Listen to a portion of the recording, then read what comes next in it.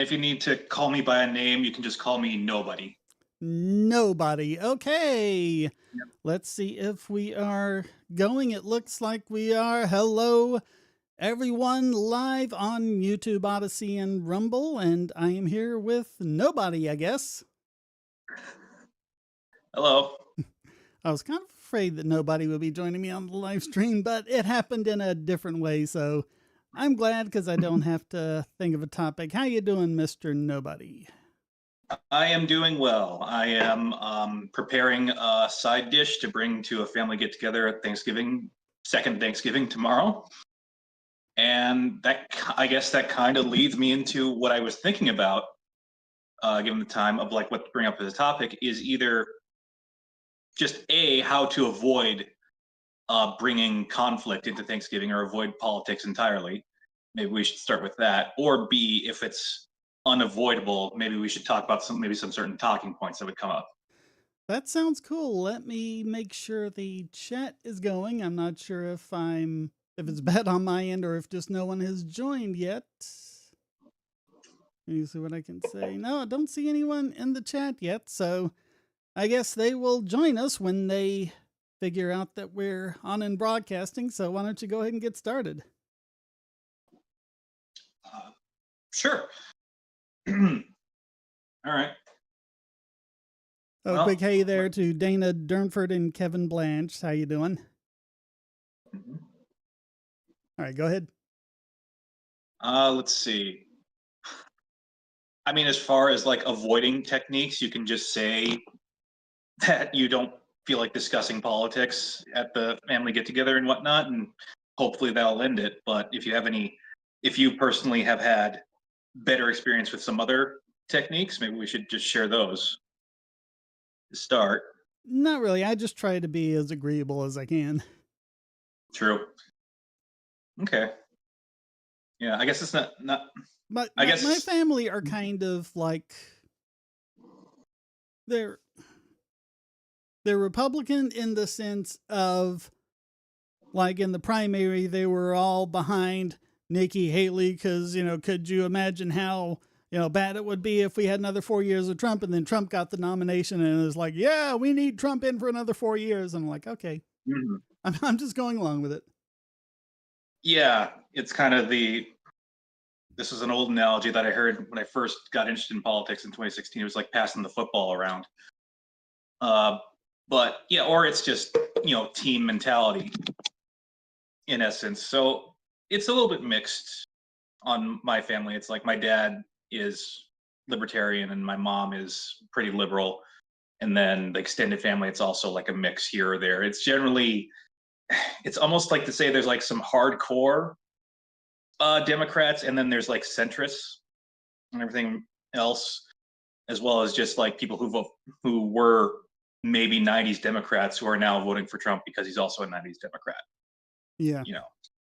So, well, my biggest thing that just irks me every time I hear it brought up is essentially RFK and the essentially gushing over him and everything, hoping that he'll get in and start banning things or putting in more regulations. And I'm just like, I had this same thing in another server where it's like people who don't like seed oils and corn syrup, and it's like, sure, I don't like seed oils and corn syrup, but the reason why we use seed oils and corn syrup in the first place is because the government banned the tallow, and then they put high tariffs on cane sugar and also subsidized corn.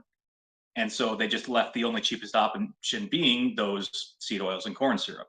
And it's like now RFK is going to come back in again and just ban, unless his plan is to repeal those regulations and actually shrink the regulations, then I don't maybe I think would be that's on his his plan. yeah.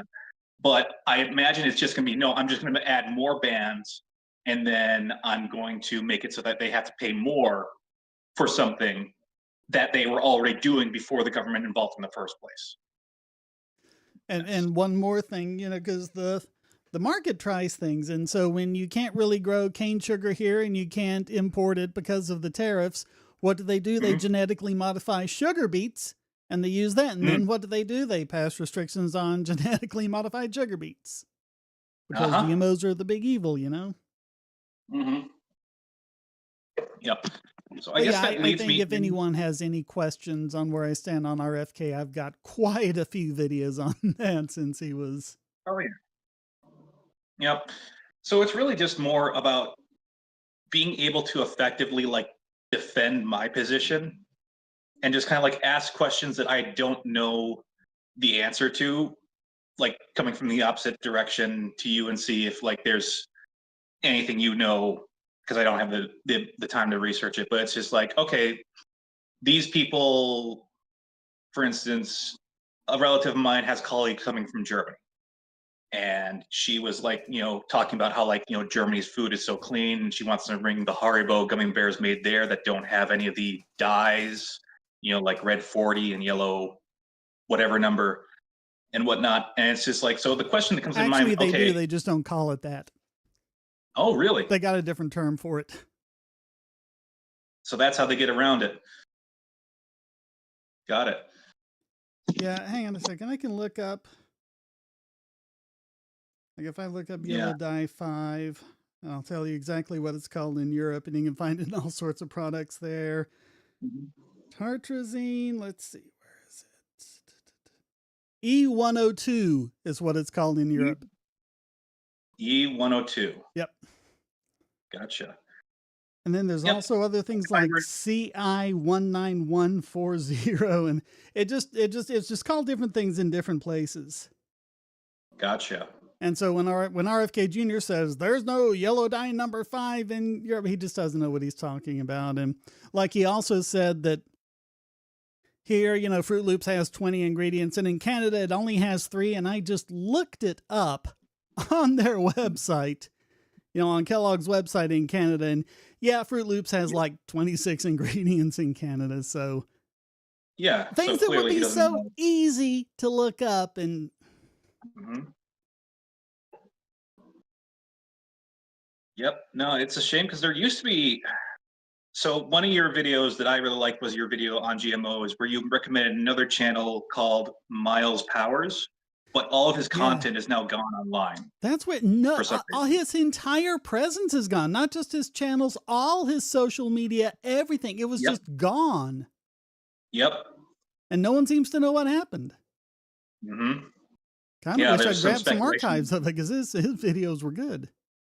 Yeah. Especially because I wanted to bring up that one he did on, what was her name, Yoga Girl or whatever, talking about the Oh yeah. Subway bread containing yoga mat. Yeah, Right? Food Babe, yeah. Yep. I did So, her a it's just, couple of times, and there was one that I actually did grab an archive of this because she took it down in embarrassment, but she was trying to fearmonger about planes and when you're flying on a plane and to save money because oxygen is so expensive, the airlines pump in nitrogen. And isn't it horrible that it was like the atmosphere around us is 78% nitrogen. And she did not know that. She thought it was 100% oxygen. That's how ignorant she is. And like earlier this year, they actually had her in before some sort of congressional committee, and they were fawning over about how much she knew about all these things that were in foods and everything. It's like, oh my God. mm-hmm. Yeah. So I guess, yeah, so that's good talking points there. Just saying, yeah, they do have red dye and yellow dye and all that other stuff. They just call them different things. Yeah. I guess if I were to say in the formal question, like if I were to like give you a question that maybe someone else might have is like, why does Europe have, if what was it, crap I had in my head, I'm sorry about all of this. So if regulations are so bad, why does Europe, which supposedly has higher regulations on food, have so much better food compared to the US? Like that's just like maybe a straw man question Feel in a better in sense, what but way? that's a good question. Um, in what way? Because better There is seems to just a be value judgment. That's a subjective value judgment. true. Healthier, or they have less obesity, or something like that compared to Americans, even though they eat the exact same like the exact same food, like McDonald's fries seem to like not be as fattening over there magically as they are over here. I think I saw a tweet or whatever with a video of some woman in, it was either Congress or somewhere else, where she had like the picture board showing the ingredients list of McDonald's fries or something like that. And it seems like that's something that needs to be looked into, whether it's even true or not. But you know, it's just like the common like refutation of like always trying to compare Europe to the United States and saying, oh, Europe, you know, has cleaner, healthier food than the United States or something like that. And it's just like, well, I can probably just respond with like, we have a ton of regulations that made it so that it's impossible to produce food in a way that doesn't use all sorts of chemical substitutes for things. Well, because, you So know, maybe, a while back, a few decades ago, they passed the food pyramid, which a lot mhm, of experts are saying is actually inverted from what it should be, where they're yeah, basically telling everyone to overload themselves with carbs. yes.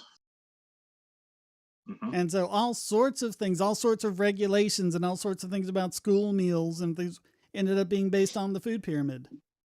Hmm.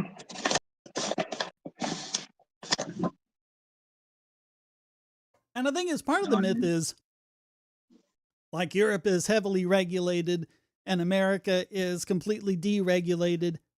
Man, that's Yeah. far from the truth. I mean, we're pretty heavily regulated, and I think when you look at it, it ends up being about even. Mm. It's just that when people talk about that, they don't point out just how many regulations there are in this country. Yeah. That's very true.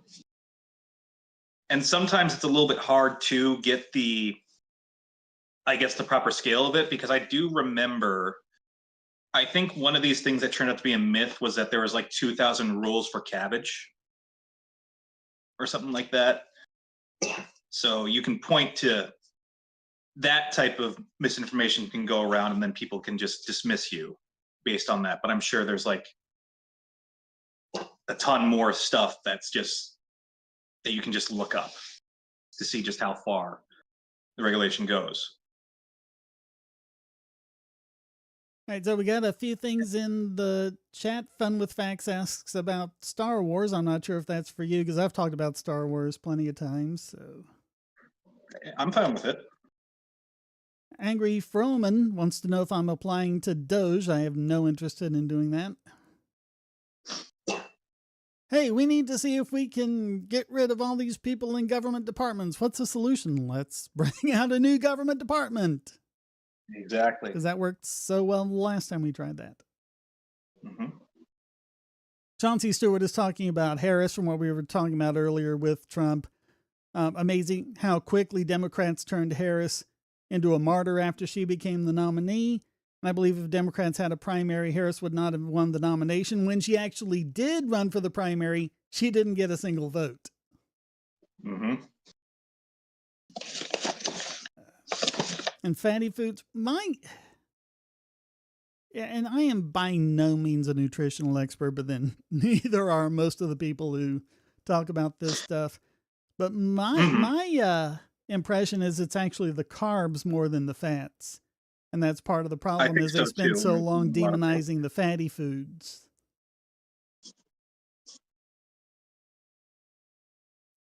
And Taiwan has a lot of McDonald's. The economists actually use McDonald's a lot because they do everything they can to make sure their food is as consistent as possible everywhere in the world you go.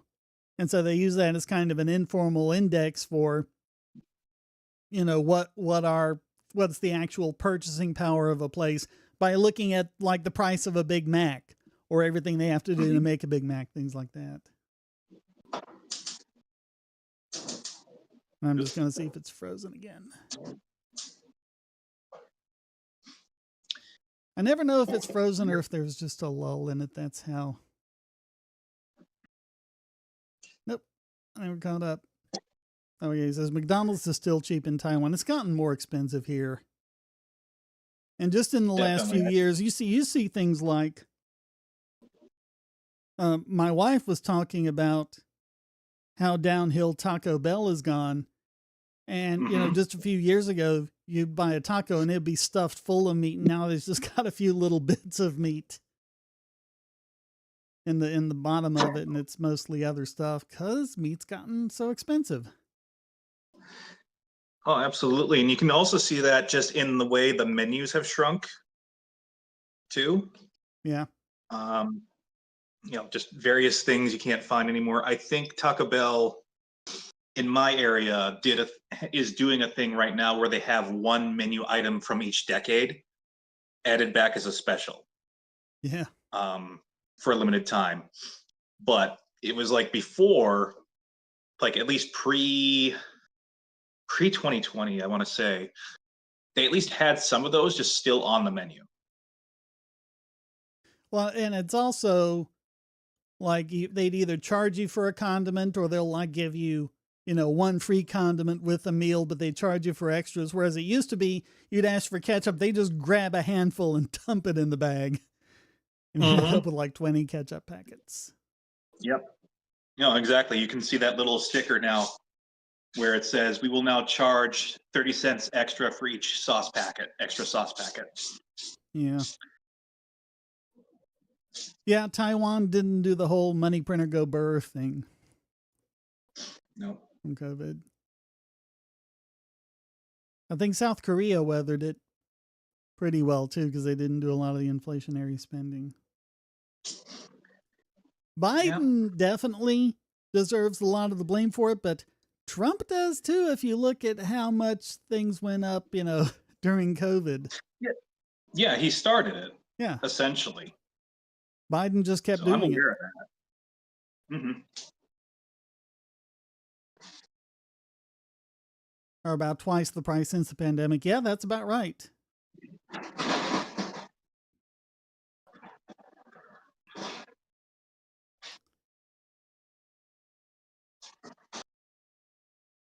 But I mean, the thing that hurt Biden and by extension Harris was all the whole denial. Oh no, there's not really inflation. Here, look at our little econometrics. See, we're showing everything's great. And of course, that's not what people were experiencing.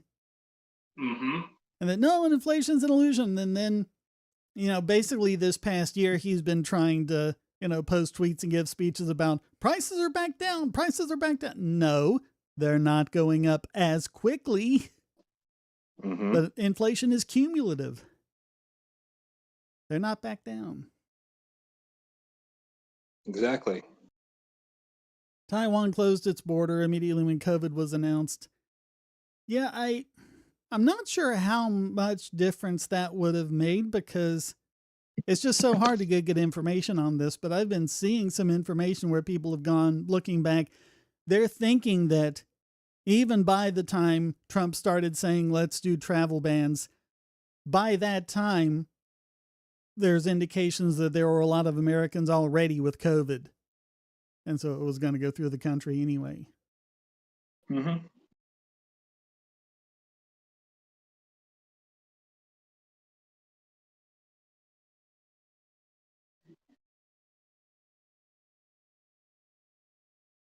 And now I notice something because we talked about the Great Barrington Declaration, which was really one of the attempts to try and get some more sensible science out in front of it. One of the main guys behind that was Jay Bhattacharya, and Trump announced that he was pointing him, I think, to the head of the NIH or something like that. And I've noticed that all of these doctors are talking about, you know, the terrible things that he did in the pandemic, which, first of all, isn't true. But second, they all seem to be worded very similarly. And it's like, you have to wonder, are all these MDs and all these medical influencers, are they being fed talking points in the background? I believe every single statement made by establishment experts is always a Fed talking point. It's just, we saw that in the media with the consistently, you know, identical headlines and stuff like that. There's that viral clip of all these different TV stations all saying incredibly dangerous to our democracy. You know, whenever you have these people who are speaking for whatever you would call the establishment at the time, and they all sound extremely similar, they're probably all getting the same memo as to what to Yeah. say. That's just what I go to, and Because I'm willing to be if that proven were otherwise. their actual positions, they'd be saying basically the same thing, but in a different way. But Mhm. when they start being that similar, Yeah. I would say it would be fair to like think if there's ever a time where it's like, oh, I also use similar talking points, in my own life, where it's like I'll repeat something that I heard somewhere else or yeah. something like that, you know. So, But yeah, like but Chauncey says in the chat, injecting bleach was a big one, or horse tranquilizer, not a horse dewormer was hmm another one. It's like, oh my god, why would people just all of a sudden all start calling ivermectin horse dewormer when it's so many other things as well? because it's that meme of the new chip upgrade or the new chip implant, the NPC meme. Yeah. It's just this is your programming, this is your program statement. Repeat it. And I encountered that in real life too about the injecting bleach stuff, and it's just like, no, I found that the craziest thing about that was yeah, Trump made a gaffe, I guess, in the way he said it, but there was a real company that won Nobel Prizes for medical science that was working on the disinfectant through the bloodstream, Yeah. right?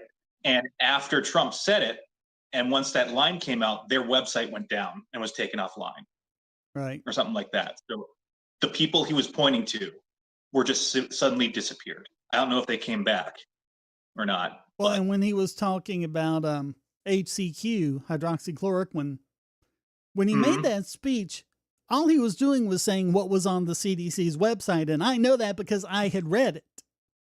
And that's Mhm. all he was doing. And then all of a sudden, that was not the thing anyone was supposed to be saying. Yeah, did it get still Saying like updated? Trump had stock in the pharmaceutical company that made it when it's a generic, Oh wow. Something else I couldn't help noticing, because they Mhm. kept railing against ivermectin and HCQ and all these others that are generics. And the ones they kept pushing, like remdesivir and pavilavir, those are still under Mhm. patents and are only from, a single, well, two different ones, but, each one is made by a single pharmaceutical company because they still have the patent. Mhm. Yeah, that's an interesting pattern.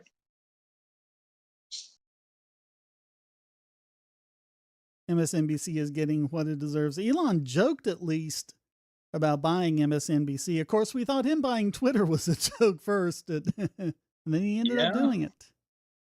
Mhm. And he made the joke about buying possibly Hasbro just recently. And InfoWars as well. Mhm. And now he's making his own game studio startup with AI assistance. So I don't know. I look forward to see. I hope he winds up producing more than Amazon Studios. No, it was Netflix Studios did. Trump should have known not to give medical advice or explain medical procedures during press conferences, but they all do that.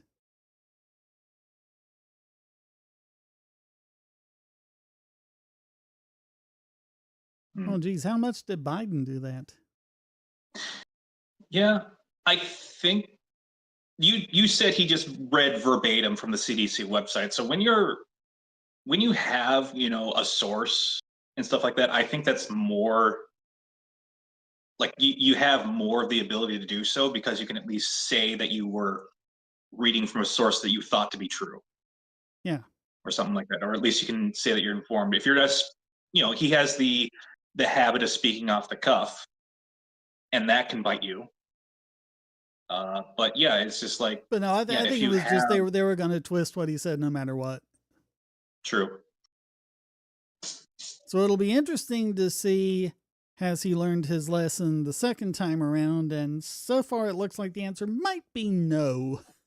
considering a lot of the people. Although he has made a couple of good moves, like I mentioned, Jay Bhattacharya. I think Tulsi Gabbard is a good appointment too, because she's always been vociferously against the intelligence community, and of course they're trying to say that she's a Russian asset and all like that. It's like, are you really expecting anyone to still buy that?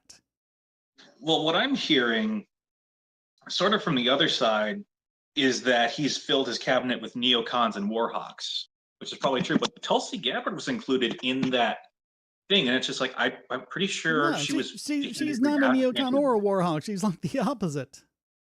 Yeah. So it's just like, okay, where are they getting this information from? You know. Yeah, the fish tank cleaner. And this goes back to exactly what we were saying about Food Babe and the yoga mats. You look at an ingredient. In her case, it was that ingredient that Subway was putting in their bread. You see what else it's being used for. It's used in the manufacture of yoga mats. And then you say, hey, you're eating yoga mats, or, you know, he took horse dewormer or ingested fish tank cleaner or things like that. Yep. The fish tank cleaner incident was, there was a fish tank cleaner that had a similar sounding name. It wasn't hydroxychloroquine, but some person who has been, you know, fear mongered by the media or whatever, took it, and then the media pounced on it in order to use it as evidence against, you know, Trump and everything else. That it's just like, look, you're killing people by telling them to drink hydroxychloroquine. It's just like, he didn't take hydroxychloroquine. He took fish tank cleaner, which isn't the same thing. Yeah, and there just was similar name. I forget what city it was. I think it was St. Louis or something like that. It was like this big city with 3 hospitals in it, and they were saying that like, yes, in this one city alone, so many people died in hospitals from taking, you know, HCQ and ivermectin, and Trump's responsible for that. And some journalists actually did some actual journalism and called the hospitals, and they all said, no, we haven't had anyone die from any of those. Yep. No, I remember that. It's good to bring them up again, though, because you can lose the memories very easily. Yeah.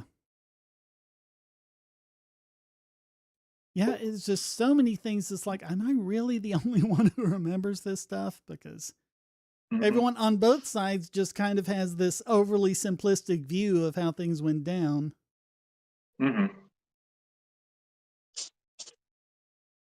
Yeah, what did the Senate GOP majority end up being? Because there's still some neocons in there. So I mean, if he's got a 53, that'd be close. Because you know the Democrats are just going to automatically oppose anyone he puts up. Yeah, pretty much. And Republicans are whiny little cowards, so.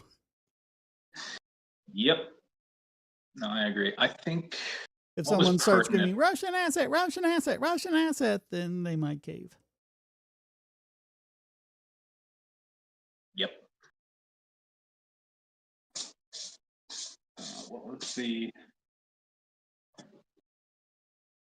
There was a good tweet I saw just recently from Possum Reviews talking about how in the Obama administration, they went from changed the way Supreme Court is voted for to go from a 60% to a majority or something like that? Or was it the other way around? I can't remember. I think it was 60 to a majority. I remember what you're talking about, but I don't remember exactly how it went down. Yeah, it sounds like 60 to a majority. And that eventually wound up biting them because that's what allowed Trump to get his appointments in. And it's just like, remember, any law you pass can and will be used against you. Which nominee will be the biggest shit show during their confirmation hearing? Probably RFK Jr. Because he's a Democrat and there are a lot of Republicans who are not going to like him.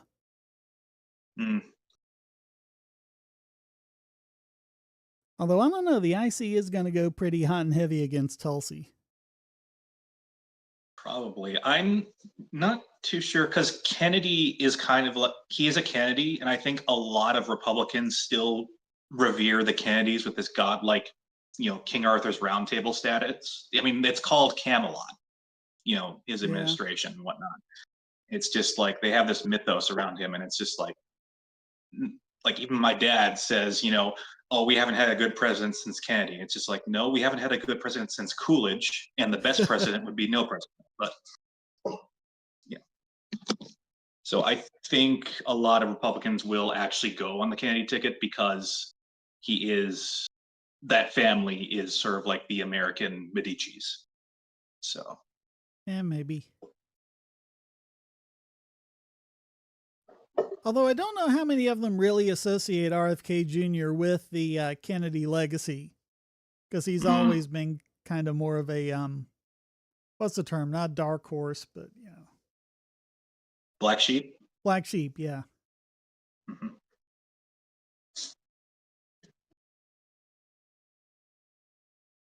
Oh, Gates was just ridiculous from the start. If Merrick Garland couldn't find any way to support the charges against him. Mm-hmm. And I posted to the Discord, someone posted a really long thread about how all that went down, including, I forget the guy's name, Greenfield, whatever it was. Greenberg. Yeah. The guy in the Florida government who actually got a fraudulent Florida ID printed up by the actual Florida, DMV or whoever does that, with her fake birthday on it to make her appear over 18. Mm-hmm. Yep. No, that was insane. I did. Yeah, that was a setup from the word go. Yeah, I hope it gets read by the other content creator who I shared that with too, because that's a hell of an interesting story.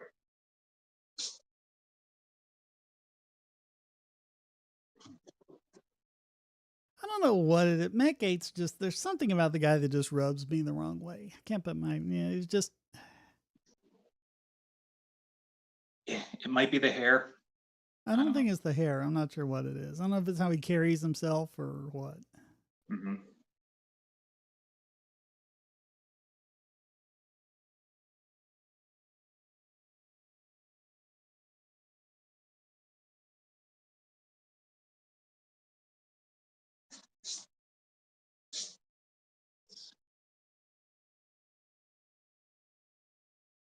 Oh, and now the thing is that Zuck is trying to get into Trump's good graces.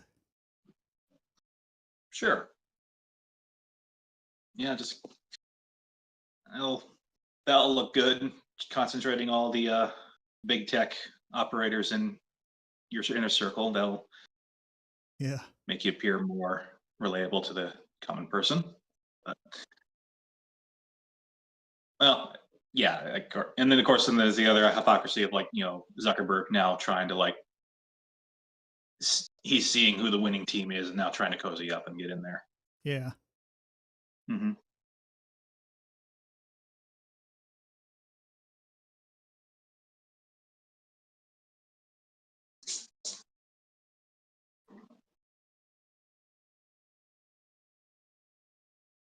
Because, it used to be when it came to issues on things like privacy and encryption and stuff like that, Facebook started out being pretty good about that. Mm-hmm. Right. And then this is kind of like the same story that happened with Microsoft. It was antitrust litigation was basically used as a weapon in order to get them involved in politics. Yeah. Yeah. It's a racket. It's like, do what we say or we'll do an antitrust against you. Yeah, exactly. And we have recently, I wonder what the fallout of the antitrust decision on Google is going to be as well. Are we already seeing the ramifications of that? I don't know. I haven't been following that as closely as I should. Mm-hmm. Had way too many other things going on lately. Yeah. Has that even finished going through, or I think it's... Don't know. I just saw the headlines. I didn't bother looking into it either.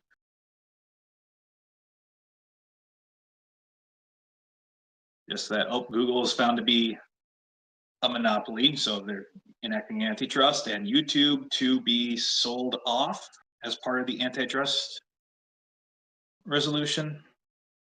I mean, I know that's what they were talking about, but I don't know if that actually finished up going through. Me either.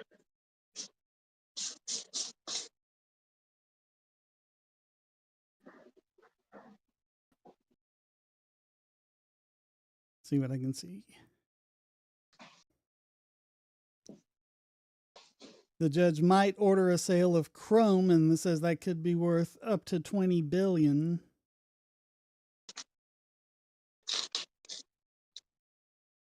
Just 20 million for Chrome? No, billion with a B. Oh, billion. That's more like it.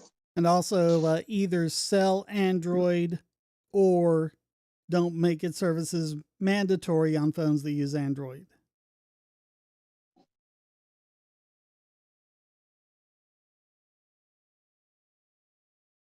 Better access to Google's search data.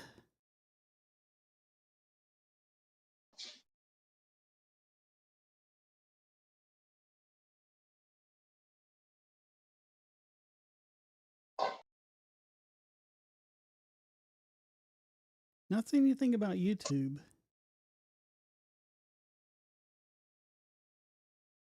Sorry, I didn't catch that.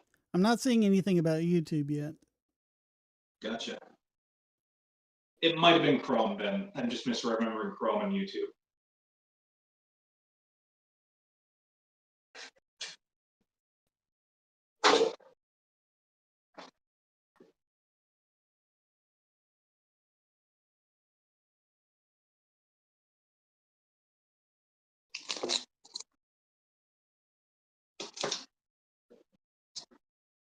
Although it's just ridiculous that they've got this immensely popular, video company in YouTube and can't make money with it.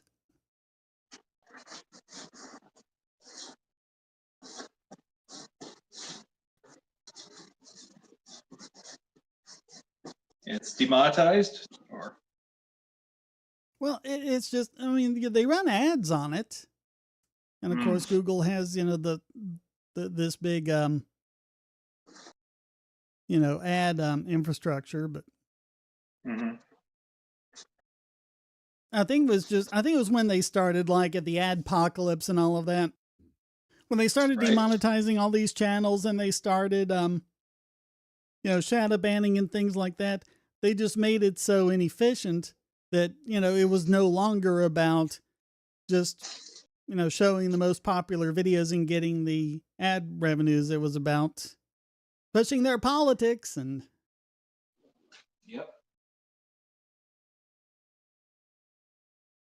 I don't think this really has anything to do with Starlink subsidies. I think it's just things like when Musk tried to get Starlink to people affected by Hurricane Helene and the Biden administration stopped him,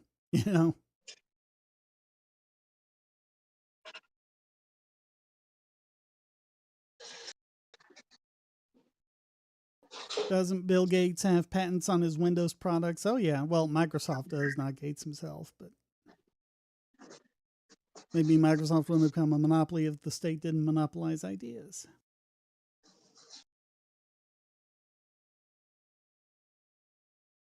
Any Democrat or Republican you'd vote for in 2028? Probably not. Maybe, I guess Thomas Massey is one of the good ones. And what's the guy's name? Is it Justin Amash I'm thinking of, the senator?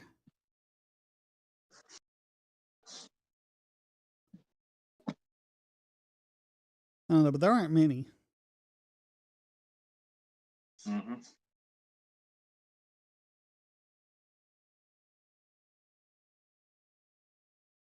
Thomas Massey is kind of like Ron Paul. He's like almost good. It's just those couple of issues. Okay. No, not Justin Amash. Then who am I thinking of? Thomas Massey. Gotta remember that. See if he comes up.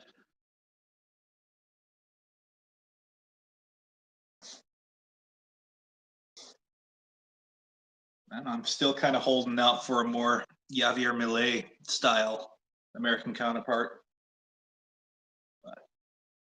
Yeah. Mm-hmm. I can't remember the take name of the Rand. senator I'm thinking of. It wasn't Amash. Mm-hmm.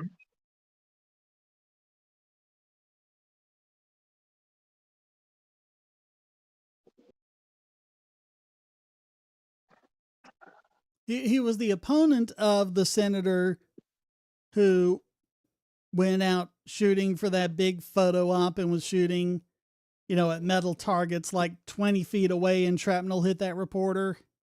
Oh yeah, that thing that happened like, is it 3 or 4 weeks now? Yeah, something like that. Mm-hmm. The guy he was running against. Yeah.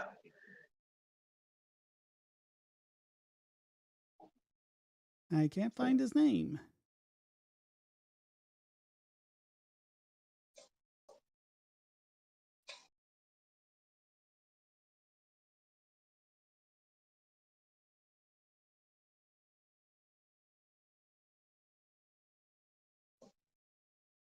Rand Paul isn't bad, but I think a lot of libertarians overrate him.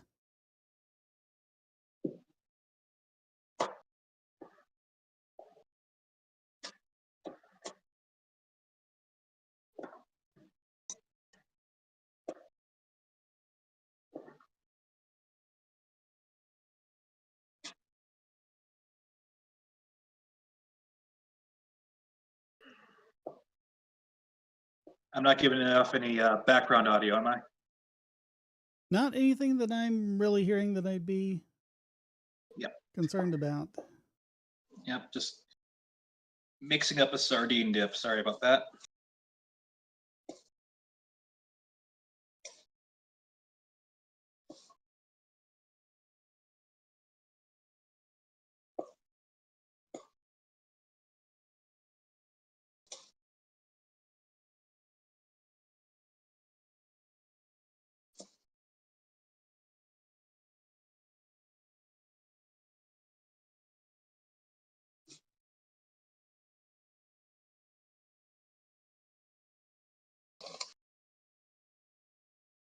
There is a Star Wars skeleton crew that's coming out. Oh man.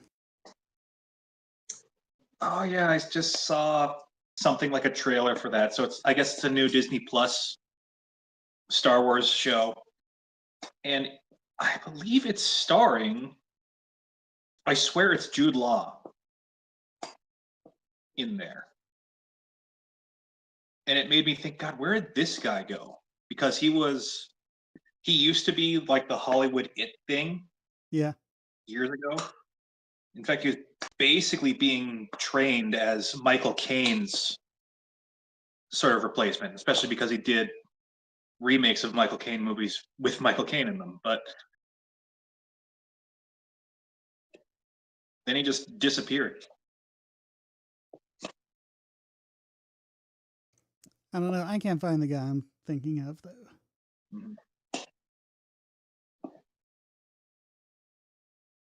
I could be wrong. I could just be mistaken the face.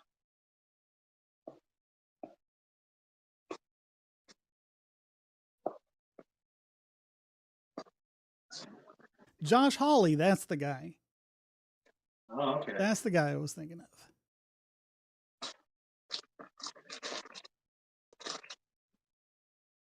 Do you think Paul will reintroduce the Read the Bills Act? Now GOP controls House, Senate, and presidency. I mean, he's done it every Congress so far, so yeah, hopefully. Mm-hmm.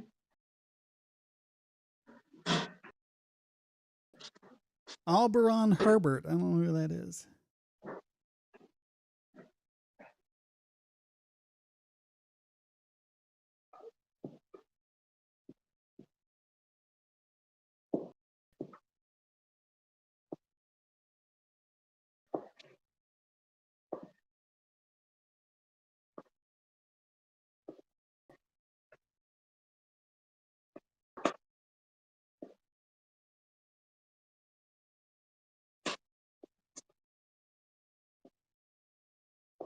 Oh, and I haven't been checking Rumble because we got Fighting Zenithian over on there. Welcome back, Fighting Zen. Hey, the Ten Commandments law got struck down. Good to hear.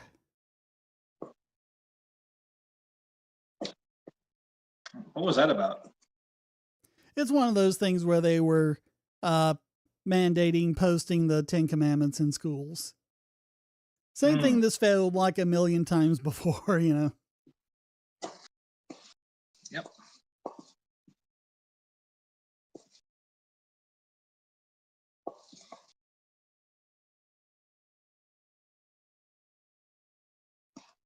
If anyone wants to read all of these of his, they can pause the video. He's going over a personal story he wants to share with everyone. So I'll let people pause and read that on their own if they want. But talking about issues of being neurodivergent in a public school. Mm-hmm.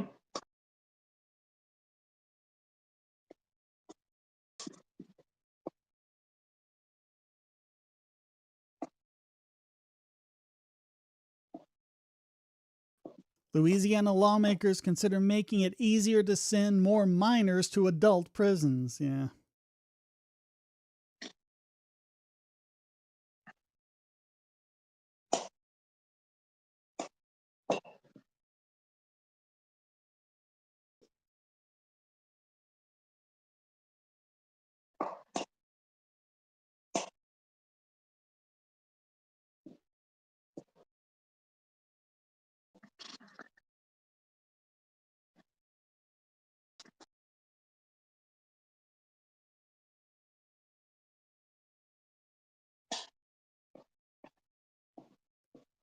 All right, and I'm seeing some other scrolling going on over here on YouTube.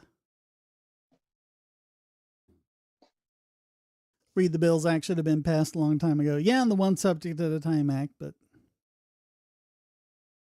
they don't want to. Not just that, but tell the people what the bill actually does. That would basically be the One Subject at a Time Act, because that says that the bill should have one subject, and that subject should be described in the title. And any part of the bill that doesn't relate to that subject is void. Agreed. Yeah, no omnibus bills and no, cute puppies and rainbows act. Yeah, but what does it actually do?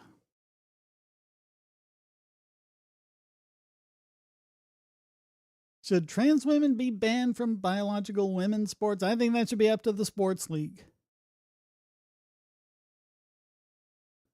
Like, what does the WNBA want to do about that? Let them set the rules. Mm-hmm. Auberon Herbert was a British writer who coined the term voluntarism.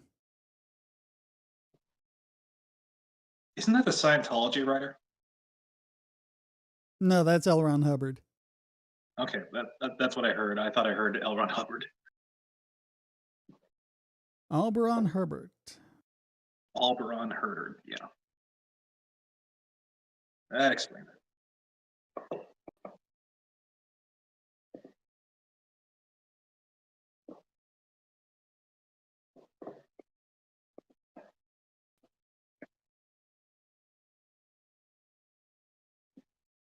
Writer, theorist, philosopher, and 19th century individualist. Liberal MP with a classical liberal philosophy. Advocating voluntary funded government that uses force only in defense of individual liberty and private property. He is known as the originator of voluntarism. Okay.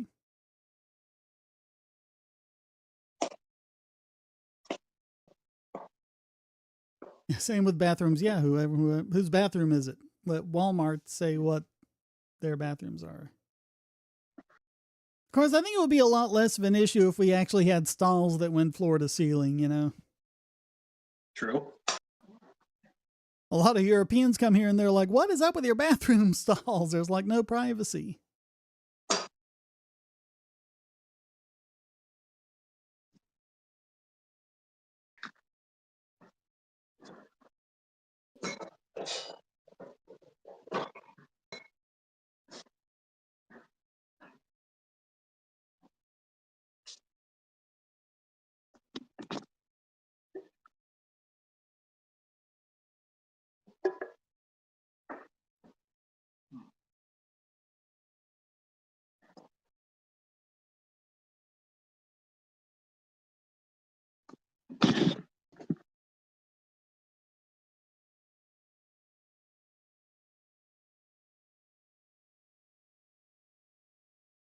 I don't know, that just kind of that's the kind of solution to so many problems, and you just ask whose property is it, and let them make the rules.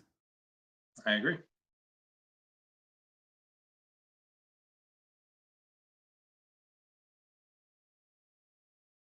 And then it falls on the person who wants to use it, whether or not they agree with the rules and whether or not they want to use it. Yep. You don't like it? Set up your own women's basketball league or whatever. Or set up a league specifically for trans athletes or whatever.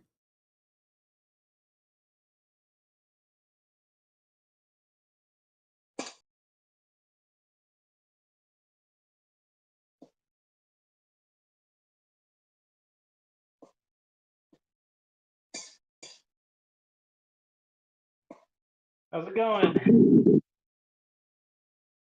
Oh, hey, Fourth. How you doing?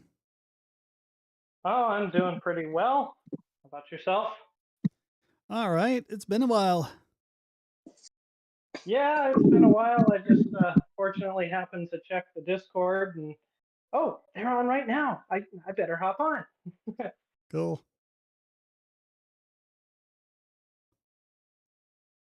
I guess we were talking about trans women and women's sports, huh? Yeah, well, someone just asked, and my position is real simple. Leave it up to the league. They can set their own rules.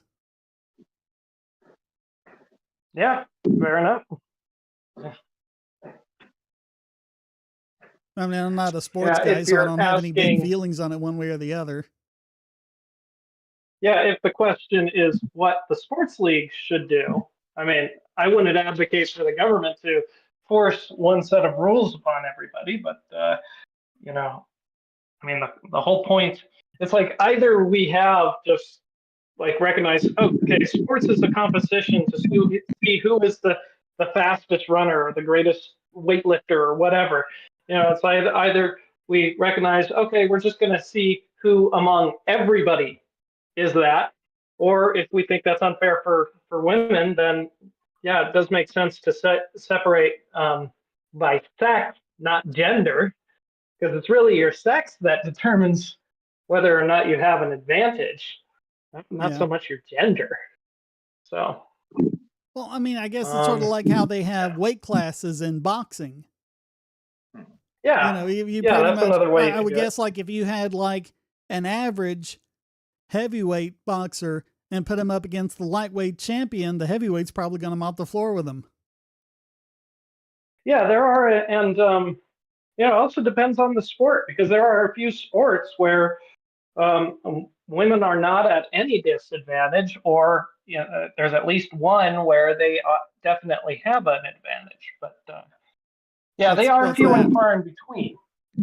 So the one unambiguously athletic sport that I can say it's pretty definitive that women have an advantage is ultra long distance swimming. So yeah, I know Neil deGrasse Tyson mentioned that. I thought it was kind of funny because I had asked myself the question: is there any unambiguously athletic activity that women have a clear advantage? And yes, they do in that one category that I could find. Apart from that, there's also non-athletic sports like shooting, in which there's no definite advantage, in which people like Annie Oakley at the time was the unambiguously best shooter in the world.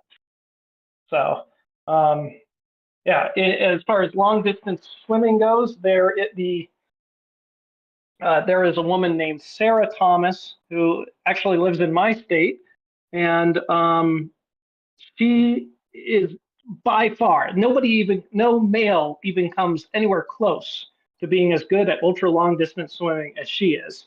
She's the only person in the world to ever have completed a quadruple pass of the English Channel. Wow. So yeah, that's exactly what it sounds like. 4 times in a row going across the English Channel. So like what is going across one pass, going back the second, and then going back the third time, and then coming back is the fourth? Or is that 4 so winding up on the same shore you started from? The what? Yeah. winding up on the same shore you started from. Oh, okay, so it's Oh, so- 4 round trips. No, it's 4 single passes, Oh. so it's 2 round trips. Oh, okay. Yeah. Okay. Yeah. She's also the first person to ever complete a 100-mile current neutral swim. It's just it's mind-boggling to think about what how difficult that would be. She's one of the few athletes I have in mind where it's like, nope, that's clearly the best person in the world. There's like no competition. There's a few other people like Nolan Ryan was the best pitcher ever, in my opinion. Nobody even comes close.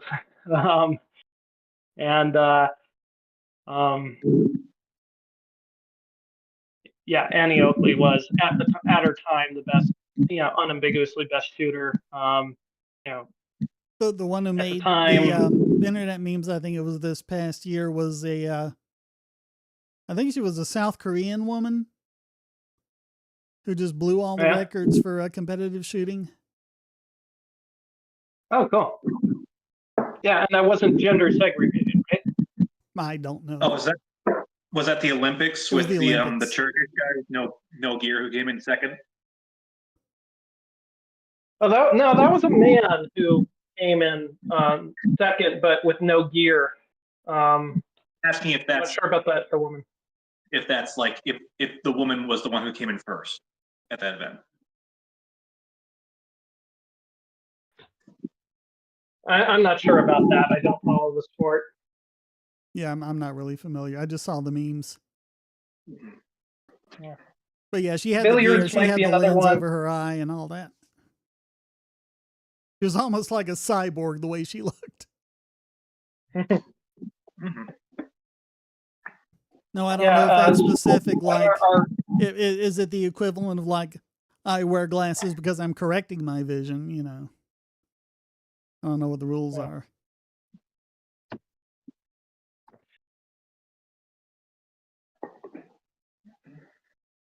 Yeah, I imagine that the rule would preclude you from having any sort of telescoping or magnifying power on the eyewear. So no more than one lens. But I don't know. I don't know. That would be a nice objective rule there. No more than one lens. Because that way you could correct it, but you couldn't augment it. Yeah, you couldn't produce a traditional like telescope with it, basically. Right. I do think the gun tuber Kentucky Ballistics did do a video on how difficult it is to master the gear with that shooting, and I think he brought up the rules too, but I can't remember them. Kentucky Ballistics, is that the guy whose 50 cal exploded on him and nearly killed him? Yep. Yeah, I didn't see that. I was. Oh, you got to see the story that he tells about that accident there, and it's like harrowing. You're like, holy crap! How are you still alive? He was very lucky. Yeah.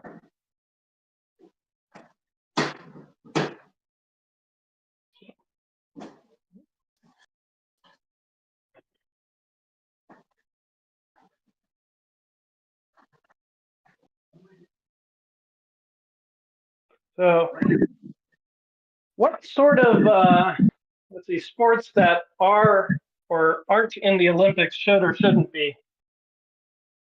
I never understood how ballroom dancing was a competitive sport.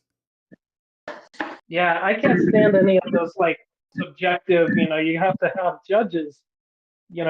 Decide how beautiful it looks. Yeah. Those sports just are kind of ridiculous. Okay, bobsled. You're at the top of the hill. You get to the bottom of the hill. How long did it take you?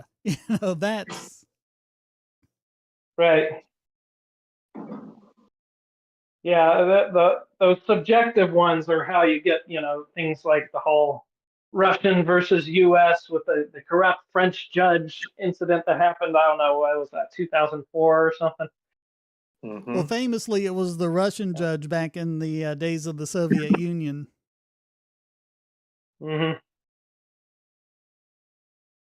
Yeah. And then they have, the Chinese gymnasts who they're all like, oh no, they're, I don't know how old they have to be to compete.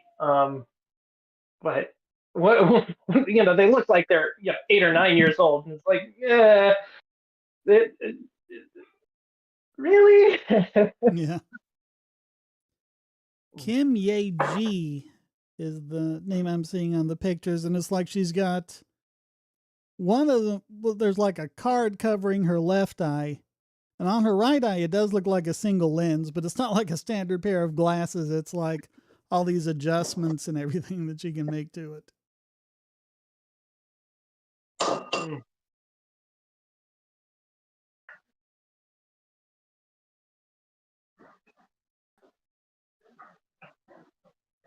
I think maybe they should get rid of fencing and replace it with just straight up sword fighting.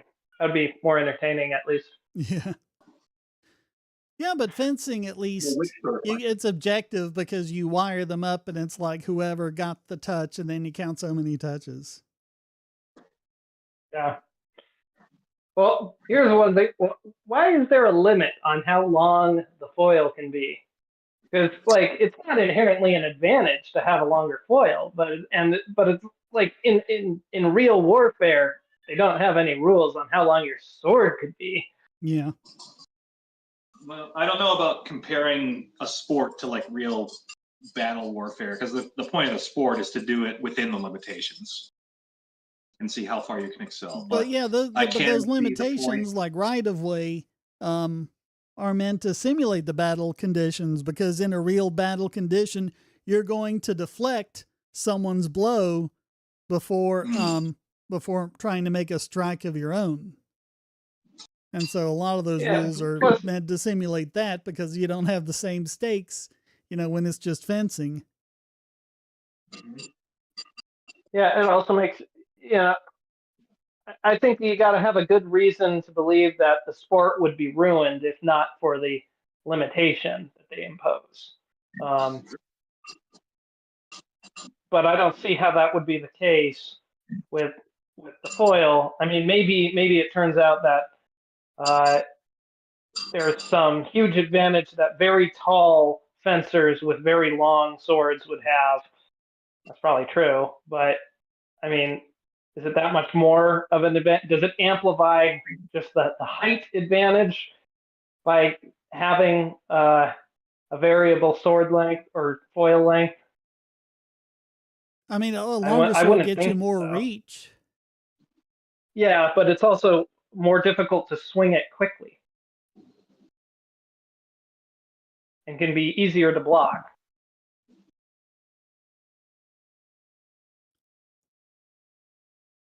I don't know. I'm no expert, but everything I've heard about it says that all other things equal, you want a longer sword because you get the reach, but and I mean, it's a lot imagine harder somebody with a 30-foot long parry foil and come in and get a blow, which is why you would never want to go up against a longsword with a katana. Mm-hmm. Yeah. Well, just imagine somebody with like a 30-foot sword or a 30-foot foil, and against somebody with a normal sized foil. Who do you think is going to win?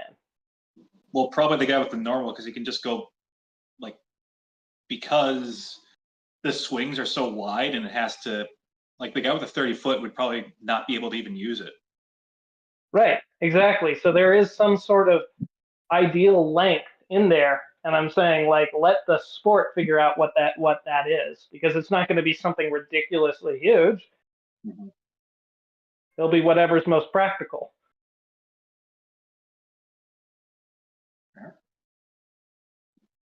I have kind of heard the argument, at least as a joke, about you should let the marathon runners dope up to see what the absolute limit is of performance enhancers.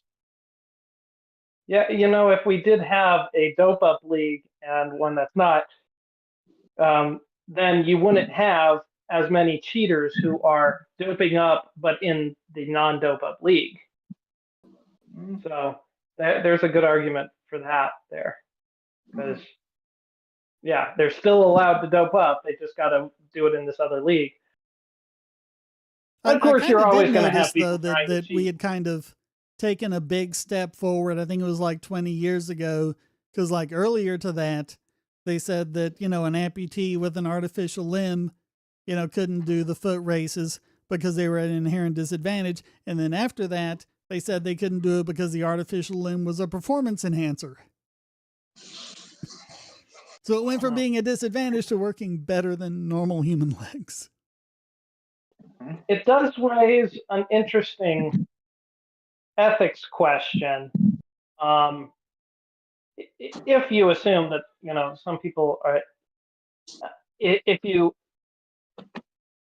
just kind of set aside the non-aggression principle for a minute, acknowledge that some people are like mentally ill and need to be protected from themselves, in that there will be people who put themselves in extreme bodily harm and bodily risk in order to win these competitions if you allow that sort of thing. Like there will be people who see, oh yeah, my feet are actually a disadvantage, and so I should chop them off so I can be a better sprinter. I mean, a lot of them kind of do that already with the way they push themselves. Yeah. Because, I mean, believe it or not, that might be the case. Athletes actually have, for their age group and for, you know, all other things being, you know, equal, like their BMI and all that, all other things being equal, they have a much higher risk of a cardiovascular event just because they keep pushing their hearts too far when they do these things. Yep. That is true. They are a lot more likely to suffer a heart attack, like during a race or during training. Yeah. Yeah. But on the other hand, you know, there are some competitive, I hesitate to call this a sport, but competitive realm where it's extremely dangerous and it hasn't, you know, drawn much attention, like free diving. Yeah, it's competitive. You look at the. I hesitate to call that a sport. Free diving, maybe it's a sport, whatever. But it's a highly competitive thing, and people do die attempting to break world records and stuff. And it's free diving, and oh my God, you look at the world records for free diving, and it's just absolutely insane. Like it's hundreds of feet down. Like I think the no limits world record is over 700 feet. Damn. Yeah. I mean, you what hit that the means water is long like that, it is just like hitting concrete. Yeah. Well, no, I'm not talking about diving from the air into the water. I'm talking about diving from the surface of the water like down scuba diving. deep into the water. Yes, but without a scuba tank, just holding your breath. Oh, That's okay. free diving. Yeah. Yeah, and the no limits world record of let me look that up real quick. No limits world record. Yeah, 702 feet. Basically, he held on to a weight and a float and dropped down and then released the weight and reascended. But then, nonetheless, there are other categories, such as where you do not drop any weight and you just dive down. And that's still hundreds of feet down that they've gone. So, and they're holding their breath for minutes at a time. It's just an unbelievably dangerous competitive thing. And Yeah, a few people have died, but same with any sport. Mm-hmm. So, Well, or all the people who have died in but it's race cars or whatever, trying to set a record on, time or whatever. yeah, yeah, and I'm just saying that this is something that's basically completely unregulated, and people still set appropriate limits for themselves. So, that might not be true with some of the most popular sports. It might be that all of the top performers are just, killing themselves. But anyway. Well, I think even with the freediving example, there is a hard limit that you can't get past where eventually the pressure will just kill you no matter what. But maybe they'll train their bodies enough that they'll overcome I the would pressure. think that record or that limit would be less than 700 feet. Well, consider though that it's different than, because if you're scuba diving and you're bringing air down with you and you fill up your lungs, with the air, that differential is going to be different than if you're holding your breath and you're going down, then the air that you breathe in is going to compress with you, as opposed to breathing in new air from a pressure tank. Yeah. Well, that is an interesting point. I'm reading a little bit more on the Wikipedia article. There was a guy who dove to 831 feet, but I think his record didn't count because he didn't remain conscious on the water or something. He suffered from severe decompression sickness, did not die, but had to be hospitalized and retired from the competitive freediving at that point. So, I mean, that's basically where the limit is, I guess. Yeah. Well, isn't there like But at I some mean, point just the where the fact that nitrogen in your blood will actually separate and form bubbles, and that's the part you don't want? Yeah. right, and so that's that's the bends, and that's going to happen whether, although to a lesser extent, but that will happen regardless of whether you're breathing new air or not, because your lungs contain a significant volume of nitrogen. That Yeah, I mean, basically that's what happened to that other guy, Greece Santorini or Santorini, I guess his name was. Anyway. No, you're right. Even Oh no, But no, that's no, different than that's if you're going down in like in a submarine that's Herbert meant to Nietzsche. handle huge amounts of negative pressure, and you can have the internal pressure a lot closer to 1 atmosphere.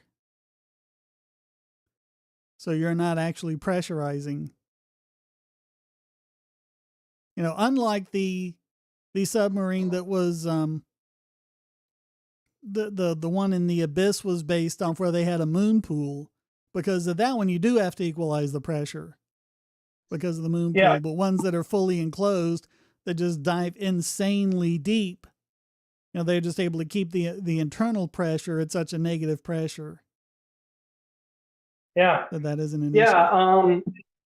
The first submersible that descended to the bottom of the Marianas Trench had to be designed in a special way, because when you get down to that depth, even a hole, if it's made of steel, it has to be so thick that the overall density of the vessel will exceed the density of water. And at that depth, air will also compress to the point where it's denser than water, which is pretty insane. So they actually they had this giant, much bigger than the vessel itself, was this giant um, container that was filled with, I believe it was gasoline, which is a pretty buoyant and incompressible liquid. And so that is what neutralized their buoyancy.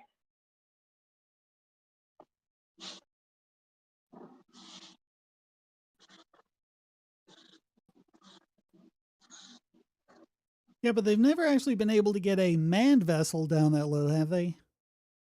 No, that was a manned Oh, it was? vessel. they can send probes all the time. I mean, that's like no big deal. But yeah, getting yep, they've sent men to the bottom of the Marianas Trench. A few people have done it. I think James Cameron was one of them.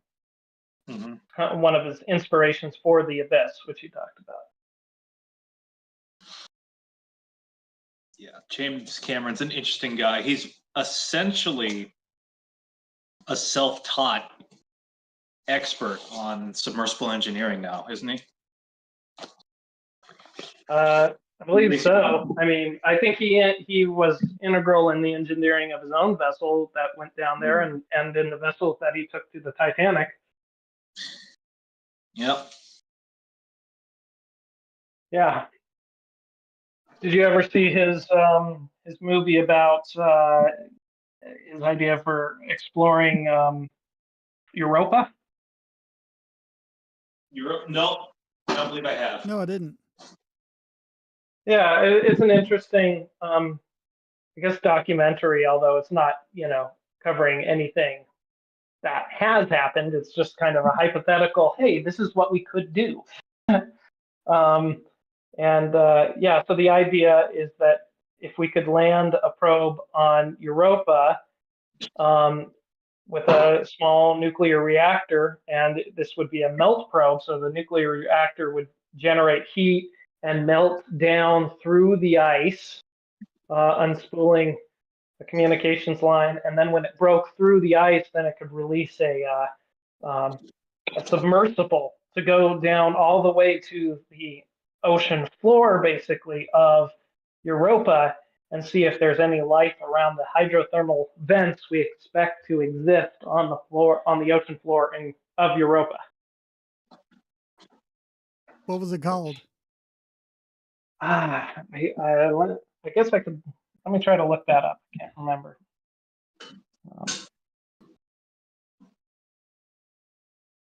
Because I know in I don't think it was 2000. It might have been 2061, where Arthur C. Clarke talked about doing that kind of thing on Europa when they weren't supposed to. When the aliens said, "No, no, no, don't land on Europa," and so, what's the first thing some people do? They land on Europa.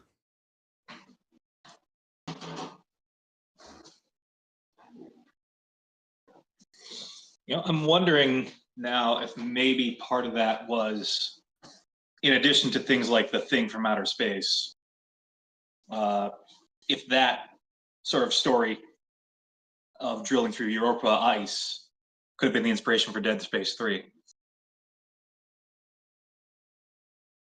I don't know. I haven't seen that.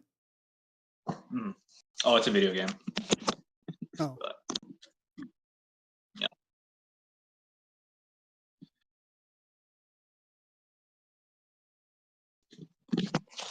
Aliens of the Deep. I believe that's the name of the film. Okay. What year? 2005. Okay.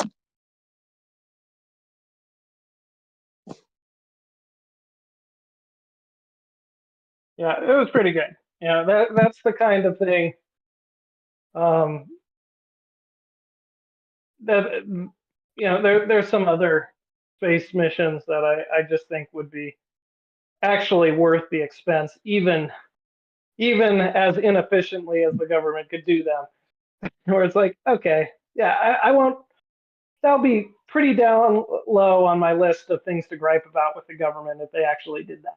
And sending a melt probe to Europa would be one of them if they actually get it done.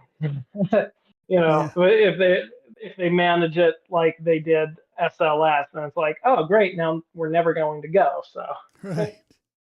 Oh, it only got 48% on Rotten Tomatoes. Probably went over too many people's heads. I thought it was quite interesting. I don't know. 84% on the from the reviewers, but 48% from the viewers. Yeah, Rotten Tomatoes is so hit or miss. Like maybe a lot of people will disagree with me, but I thought the film Antitrust was one of the most underrated films in on Rotten Tomatoes. I think it got something like 19%. Let's see. Well, this is saying James Cameron. It's a Russian research vessel going to hydrothermal vents in the Earth's surface, not Europa's. Wait, maybe that was the wrong.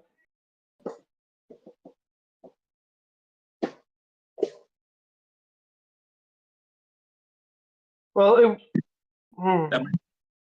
that might be a film, not a documentary then. Or maybe not. Maybe I have the wrong movie. Yeah, it says this is a documentary. Oh. The Aliens of the Deep.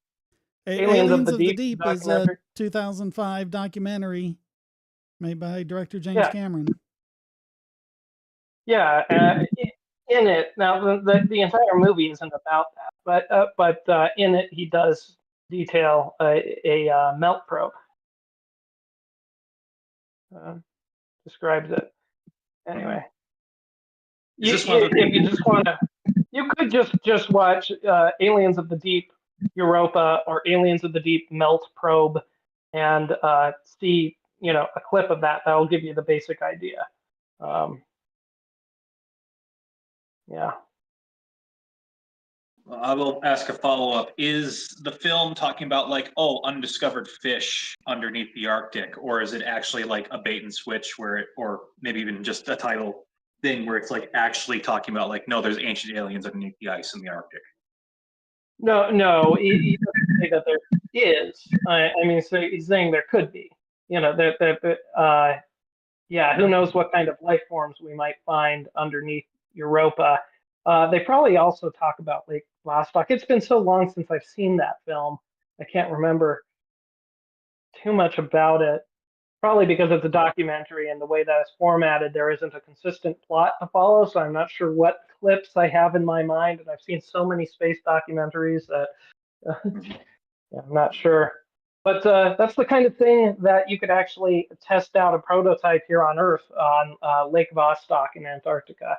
And that would be a really cool mission in itself.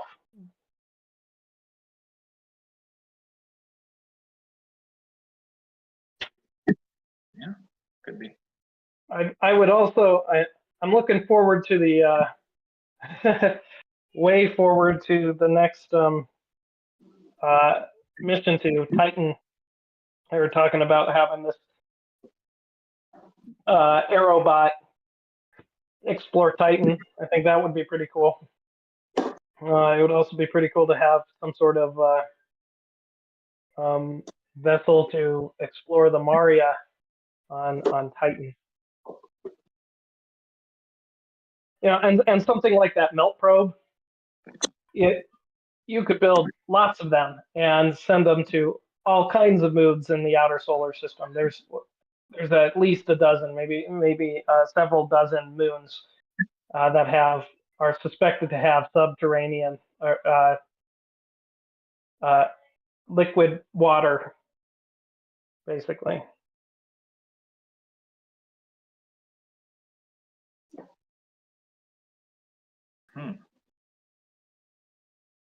I mean, I'm glad that you can find documentaries that you can watch, because I can't stand documentaries anymore. They just all seem to be like, it's gotten to the point where even the most either objective or mundane or whatever you call it topic, I can't help but thinking that any documentary I'm going to watch on it is going to be lying one way or the other, either through truth by omission or lie by omission. Well, or that's certainly true. That's certainly true with any documentary that's giving a call to action. And I guess, maybe James Cameron was in that movie saying, hey, this is something that we should fund.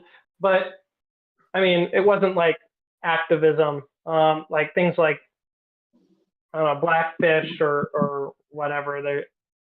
But I mean, even obviously if it's not activism, it seems like more and more, so-called documentaries, like you watch a documentary on ancient Egypt and then all of a sudden they're like, Is this evidence they were visited by aliens or whatever?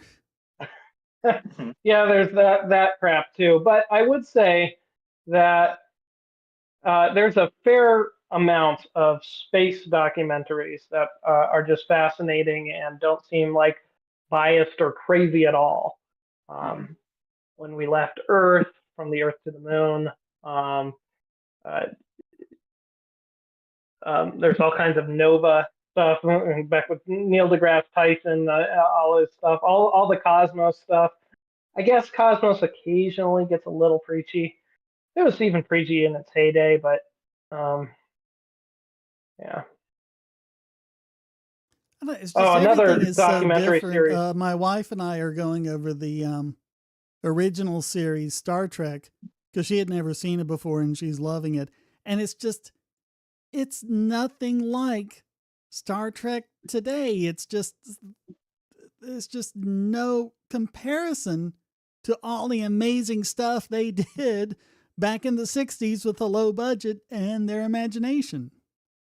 Yeah, the people who like that version of Star Trek are people like myself, film buffs who can appreciate um, them doing stuff like that with such a low budget and no technology, or no digital technology. Yeah, that's one of the reasons why 2001: A Space Odyssey is one of my favorite films, is because you watch that and you're just like, holy, how the heck did they do this without computers? Well, and when when they're not able to do it with, fancy effects, then you have to turn to the greatest special effects artist there is, which is a really good writer. Yeah, and a genius director. I mean, look at, one thing I loved about 2001, they had that whole habitat, that rotating habitat. Yeah, the carousel, creating the spin gravity, right? So they built a giant carousel, and at times, they had like one of the actors strapped to his chair and having to hold himself still as the whole thing rotated around. And yeah. so, You had to have Keir Delay and you strapped realize in what they had to do. So that Gary Lockwood could, run around like the hamster on the hamster wheel. Yep. And then there are some shots that you realize, oh, how did he do that? He just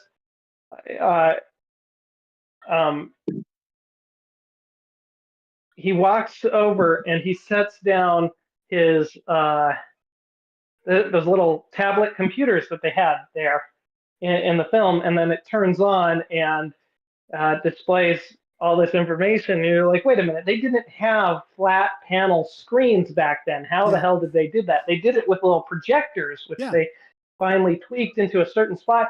But that also means that they had to, I believe they filmed that shot in reverse, where he actually picks it up and walks off, because he'd never be able to set it down in exactly the right place and get it lined up. Yeah, or he would have to do it hundreds of times, Yeah. Mm-hmm. Although with Kubrick, very impressive. But yeah, that might be something Kubrick was willing to do. But if he had an easier way of getting just as good a shot, he would. Yep. Yeah.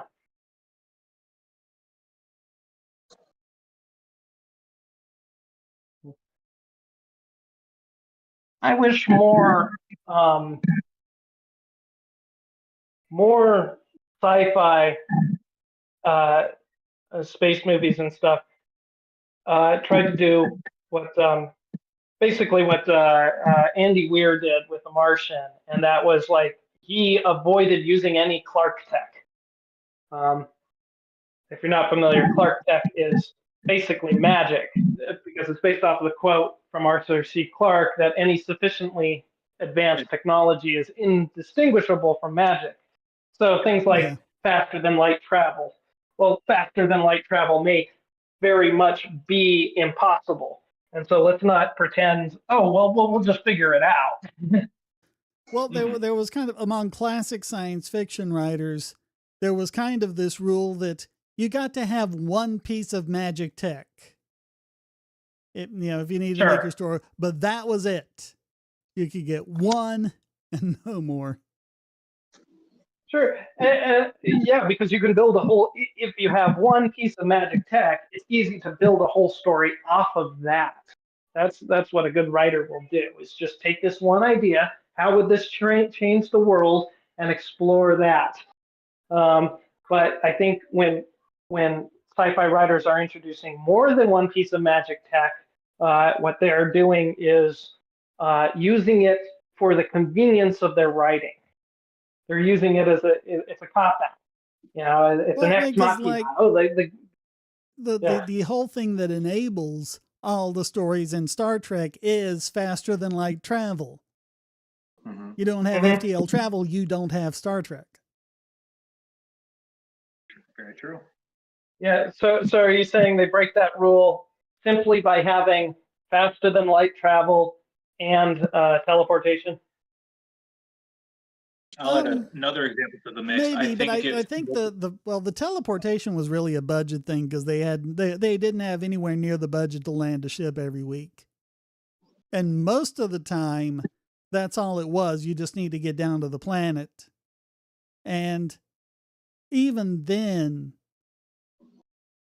the technology wasn't really all that magic, as it was flawed in all the ways the technology tends to be. So I think if you approach it right, I do think you get to say that like 300 years from now, we've learned a little more about physics than we do now.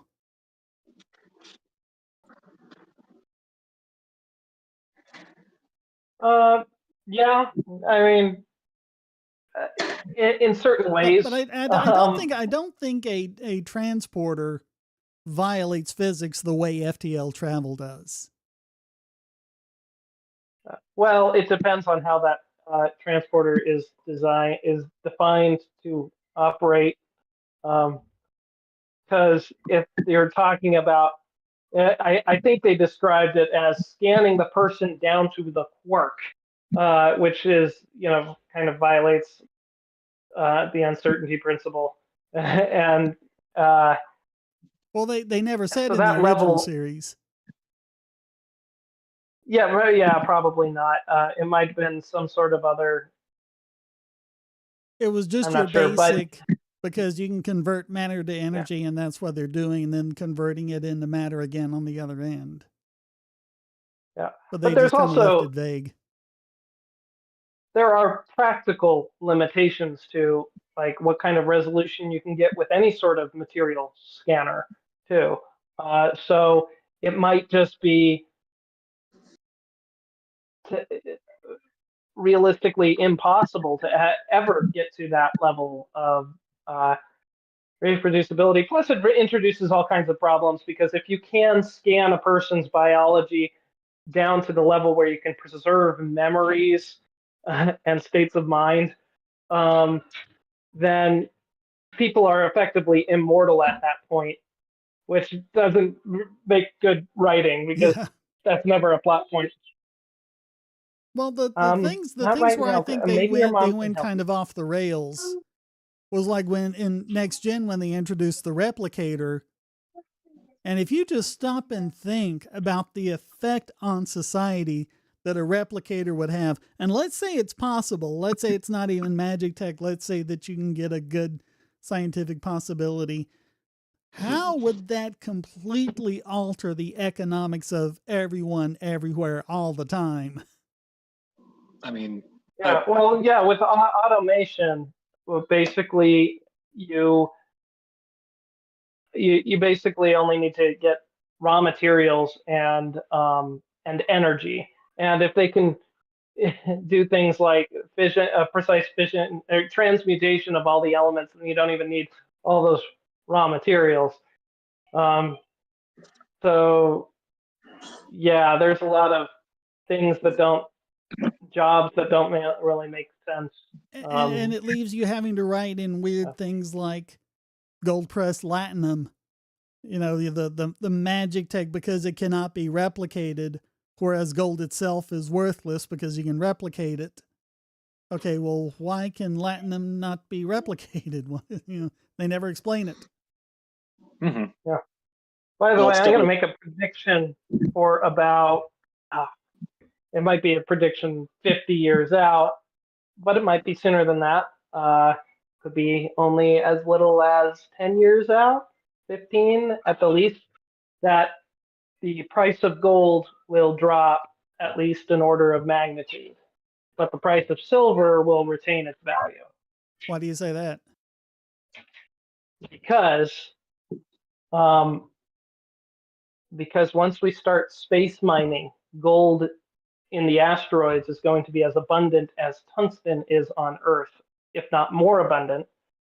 And so once that untapped resource, the reason why gold is rare on Earth is because it's a geologically active body where once part of the crust subducts into the mantle, the gold drops out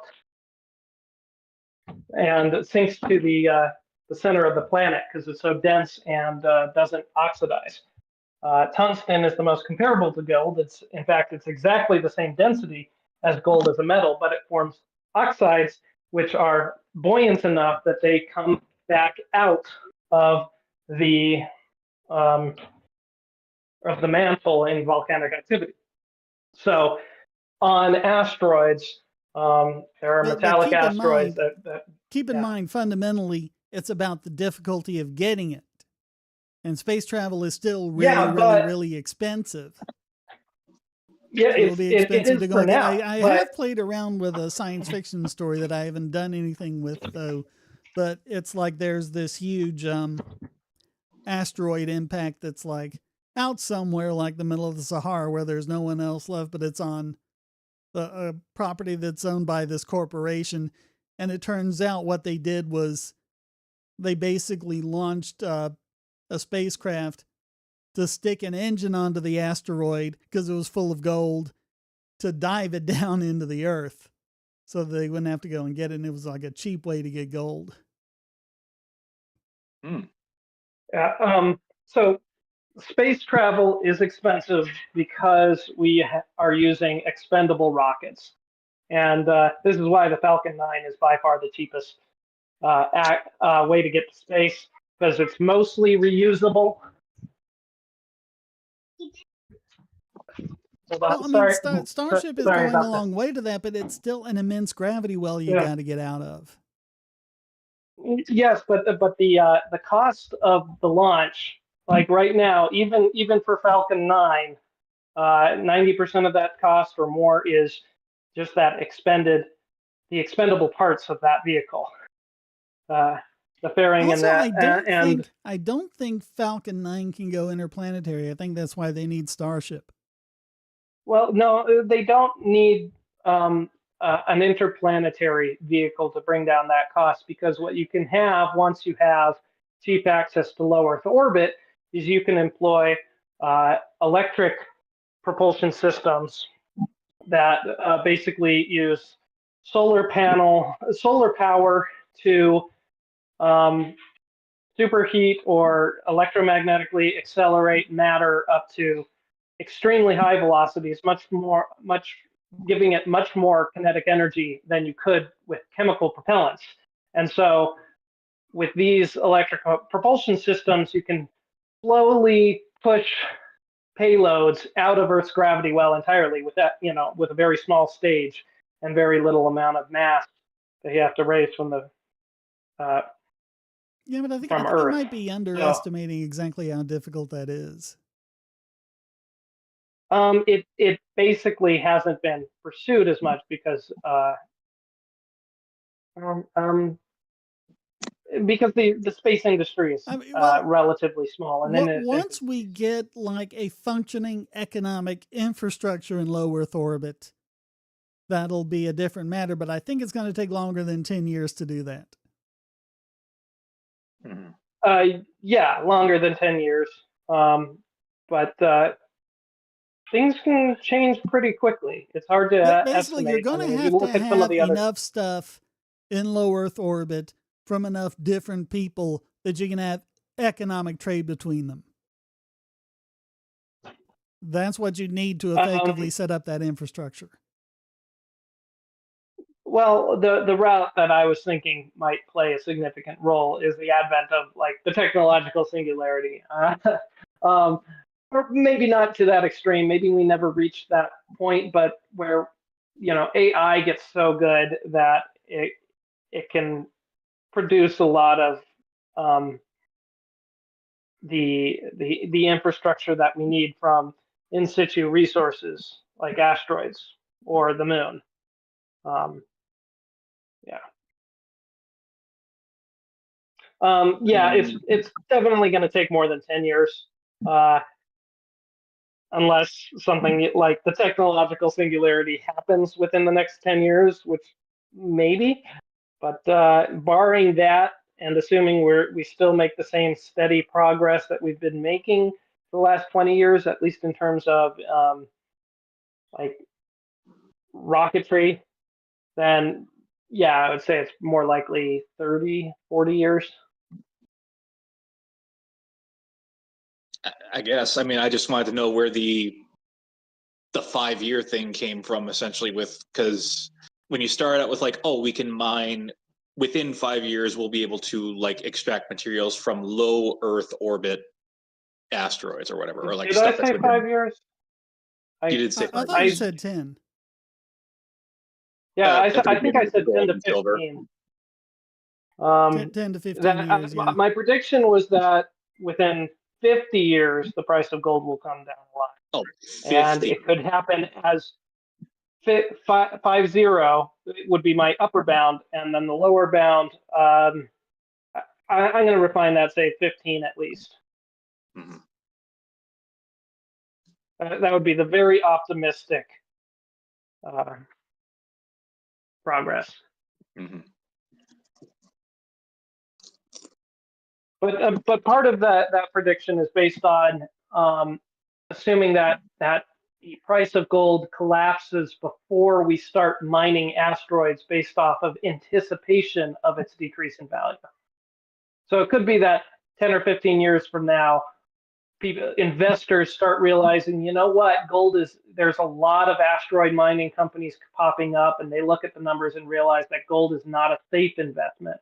But silver would be, because silver is equally rare, whether it's on on Earth or in outer space. Mhm. More or less equally rare. So it would still be one of the rarer and rarer precious metals, I guess. Yep.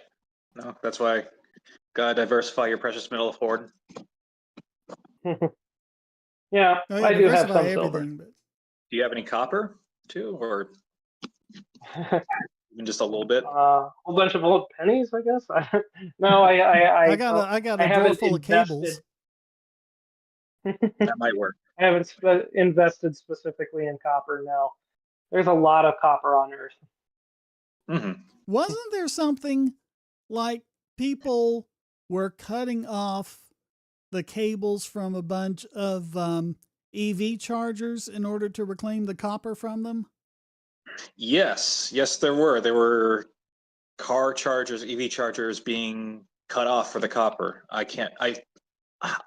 It's a safe bet it was California. It might have been Washington. But yeah, I remember hearing that story. Yeah.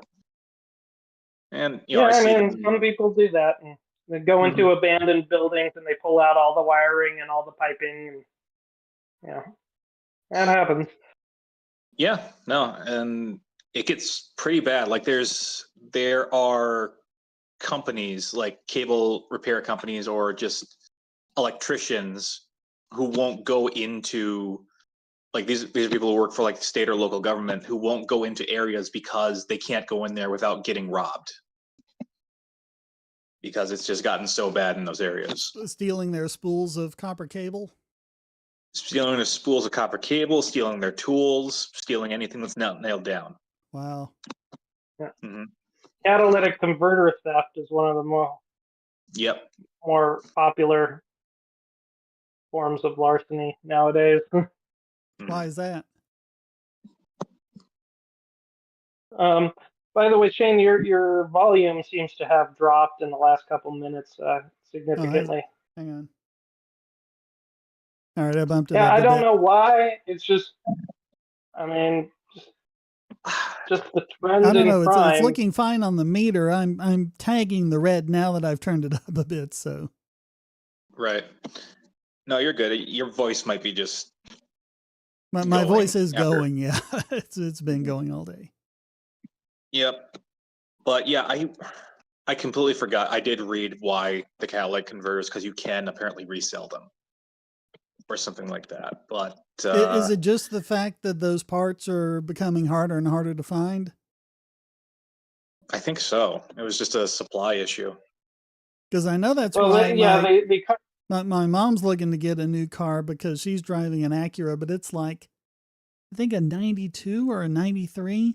And her repair guy told her, it's like, yeah, it's going to be harder and harder to get parts for this thing as it goes on.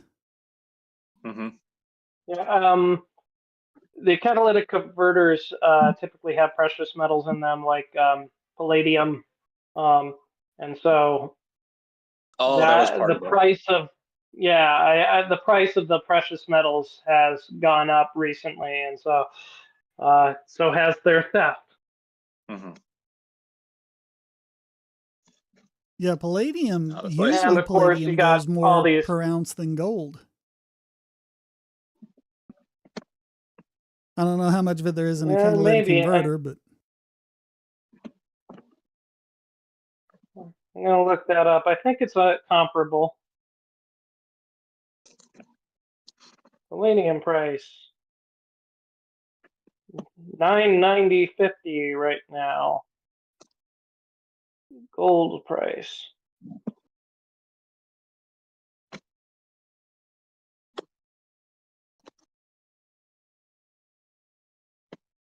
I'm seeing gold at $26.50 an ounce. Yeah, Platinum so about at 3 times. $9.54 and palladium at $1,002. So gold is a lot higher. Yeah, interesting that platinum is about a third the price of gold right now. Rhodium is $48.50 an ounce. Yeah, I think that's another metal that they use in those catalytic converters.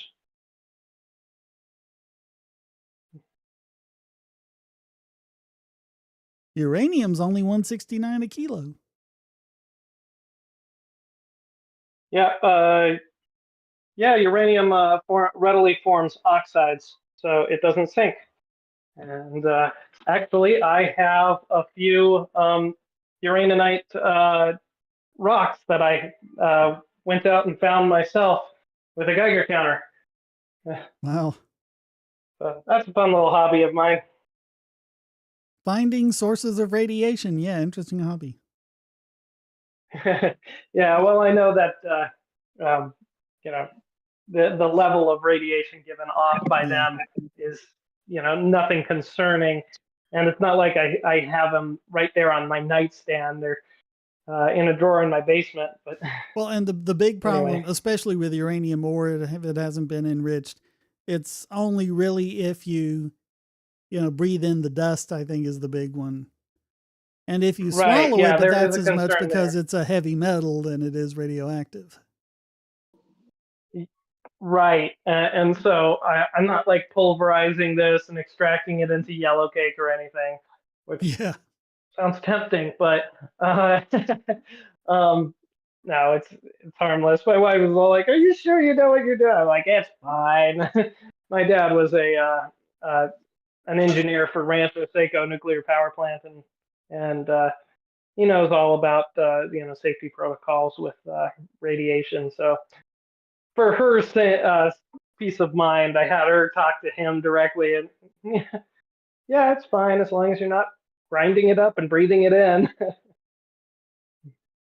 Just don't go licking it. Yeah, also found. What was that? Just don't go licking it. Yeah, you'd probably be fine too, even you probably with that would because it's so insoluble. Well, I mean, yeah, it but, doesn't. Your body doesn't absorb it, and it's got a half-life of like 4.5 billion years. Yeah.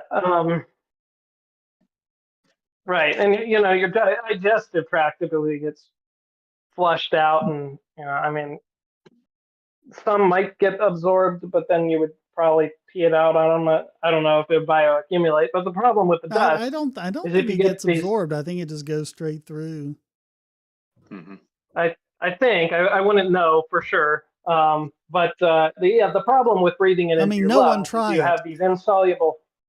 Yeah, you have these insoluble silicates that just stay in your lungs and are, Yeah. for the rest of your life, you're being exposed to radiation from them. That is a problem. Yeah, I do not recommend ingesting any uranium. I'm just pointing out that, I actually have a piece of Fiesta ware. It was a plate with uranium glaze. And as long as you don't you consume any acidic food off of that, they say it's safe. So. Well, that's interesting to know. So We no have a Italian food or whole anything? collection of Fiesta ware. Is it I think it's only one particular color of it, yellow, that was really radioactive, or was it or the orange, actually, not the yellow, but yeah, you might want to see if it peaks a Geiger counter. Not all Fiesta ware is radioactive. I mean, I'm guessing it's not. I mean, I'm looking at it. It's orange. I don't eat out of it, but yeah, it's Well, an it could interesting be. question. You're gonna get a Geiger counter? Just Amazon? You can get them off of Amazon, but be careful. Don't get fooled and buy one of the electromagnetic detectors or whatever it is. It's got to be specifically look for one that says Geiger counter, and or nuclear radiation detector is probably also a safe keyword to use, because Yep. some of them, they just detect the strength of the electric field, which is not going to tell you if it's radioactive. Mm-hmm. Good to know. It's hard to know these days. Amazon's really, there's too many like fraudulent or fake products on Amazon right now. Yeah. There's a brand. Usually, if you stick to the Prime stuff, you're okay. Yeah, definitely. Yeah. I did get that plugin that Louise Rosman recommended to like hide the non-brand name results and whatnot. But so the brand that I bought is GQ. So they have the GQ GMC series Geiger counters, and that one works. So I can't speak for that. There's lots of other Geiger counters out there. A lot of those are probably just fine products, but yeah, I haven't bought any of them, so I couldn't say. But yeah, if you get the GQ GMC series, then that'll work. Mm-hmm. And I think everybody should have a Geiger counter. It's one of the most indispensable tools in the event of a nuclear war, which people, I say this, I bring up, yeah, you should probably do a little bit of prepping at least. Mm-hmm. Because, people are like, oh, you're crazy. You really think that that's going to happen? Well, I don't. I'm less than 50% sure it will happen in my lifetime. So in that sense, I don't think it's going to happen. But did you see that on Polymarket, the prediction that a nuclear weapon would detonate by the end of the year spiked to 25% right after Biden authorized use of long-range missiles in Ukraine? I didn't know about the Polymarket thing. I have seen some stuff on other servers, either ramping it up or towing it down, either direction. Mm-hmm. But yeah, that's interesting for Polymarket. Yeah. I mean, 25, yeah, that's bad, but it could be worse. Yeah. I mean, it could be worse. It's still sitting at like 5 or 6%, which, if that's accurate, that's terrifying. A 5 or 6% chance that by the end of the year, a nuclear weapon will be detonated. And even if a nuclear weapon's detonated, I still think there's a fraction of a chance that it would escalate to a full-blown nuclear exchange. But I still wouldn't put that much lower than 10%. So, yeah, that's. I did a quantitative risk assessment of various disaster scenarios for people living in the U.S. For this presentation I made, but there was one clear conclusion. There was one disaster scenario that is 1 or 2 orders of magnitude more likely to kill you than everything else, and that's nuclear war. Because a full-blown nuclear exchange, I estimated, might have a 1% chance per year of happening, and if it does happen, you've got about a 50% chance of being killed in that. So over the course of your lifetime, what percent that's are you very saying? significant.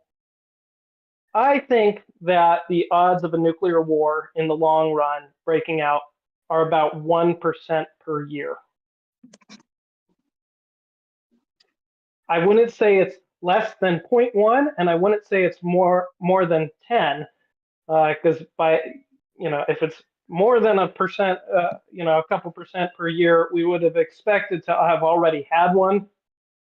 Although we have come very close on a few occasions. So, but it can't be more than like 10%, but it's probably not less than 0.1% because we've already had one nuclear war, technically speaking.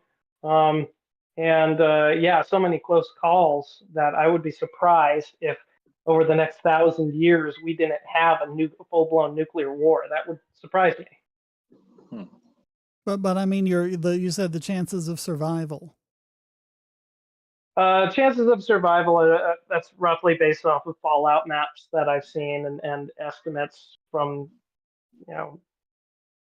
places like FEMA or government. What did you say the chance was?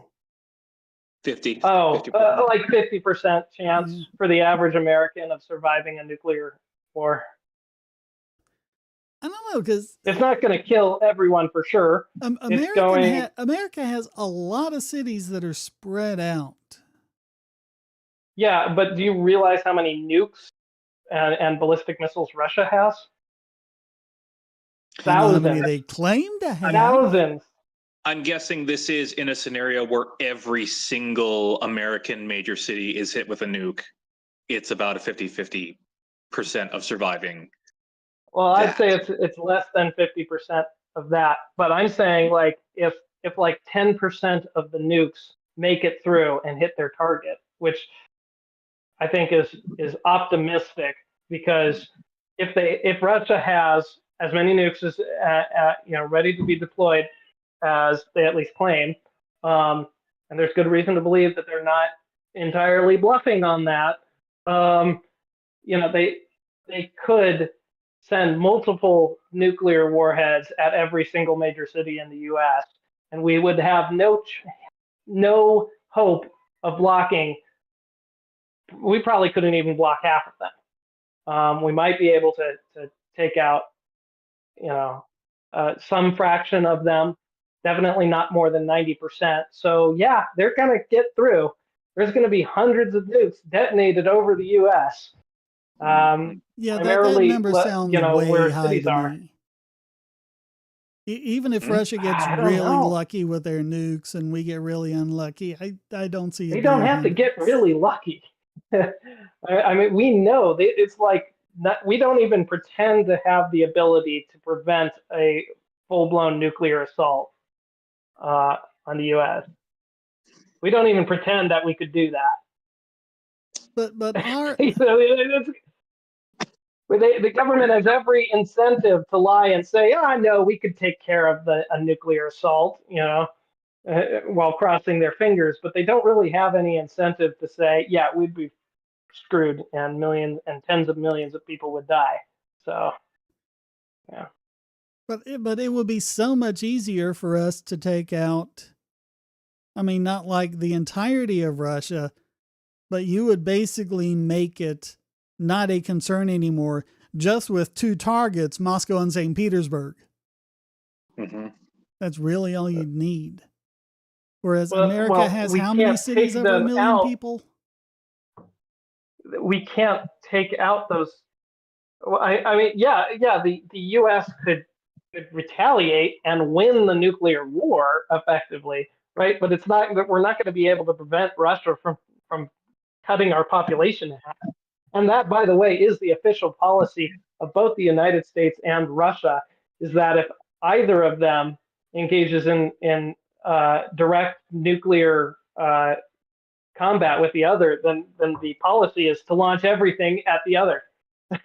I'm just saying it's a much more credible threat for the U.S. against Russia than it is for Russia against the U.S.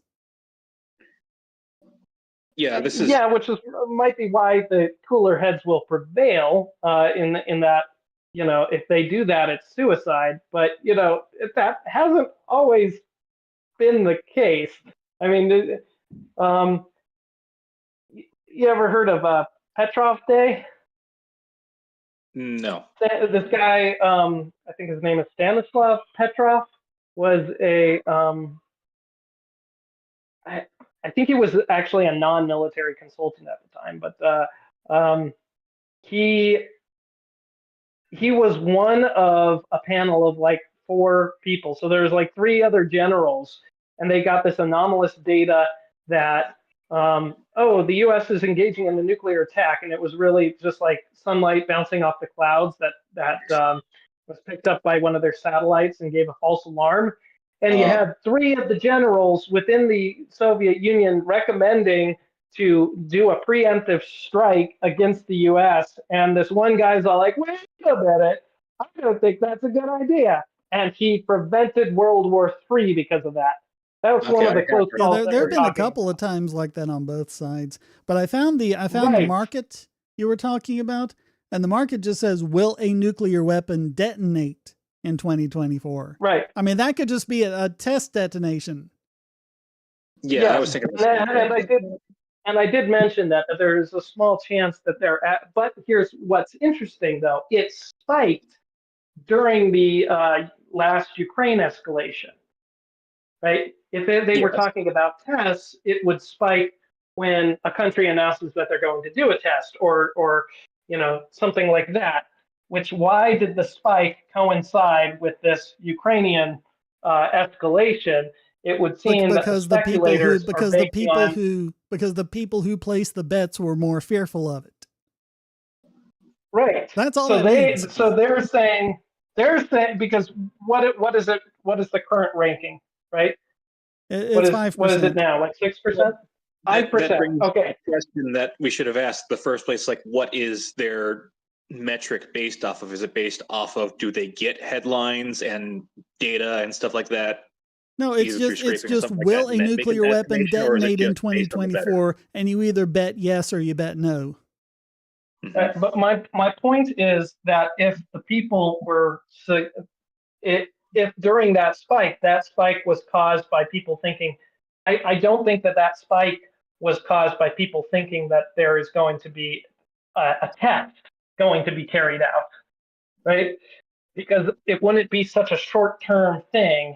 It would, just be something that steadily declines to zero as the year ticks down. The fact that it coincided with the Ukraine escalation suggests that those speculators were giving that about a 20% weight, that alone would cause the detonation of a weapon.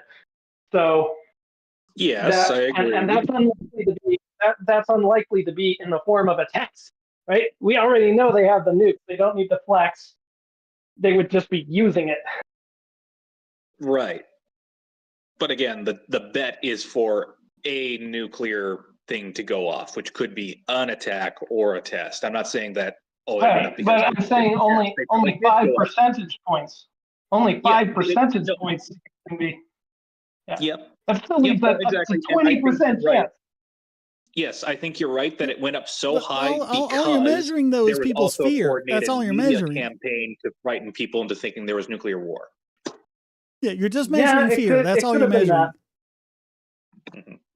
Yeah, but if you're so confident that that fear is unfounded, then just watch that market, and anytime it spikes up, just Yeah. buy the opposite. If I were a So gambling man, yeah. it's one of those things where you have to assume that you know better than the market, which I'm very hesitant to ever assume. Although I think in this case it's probably right. It probably was a bit exaggerated, and I just missed my opportunity to make some money there. But it's still, that is the most chilling evidence that I've seen that lends there to be a high likelihood that a nuclear war could occur. Well, we've gone over time, so now that Fourth Root has kind of depressed us all, I think we gotta call it a stream. All good. All right, thanks for joining me, guys. Yeah, thanks for having us. And thanks for Thank you. Yeah. And you know what? It's everybody dies, so just be happy. Yeah. Don't worry about it. Eat turkey.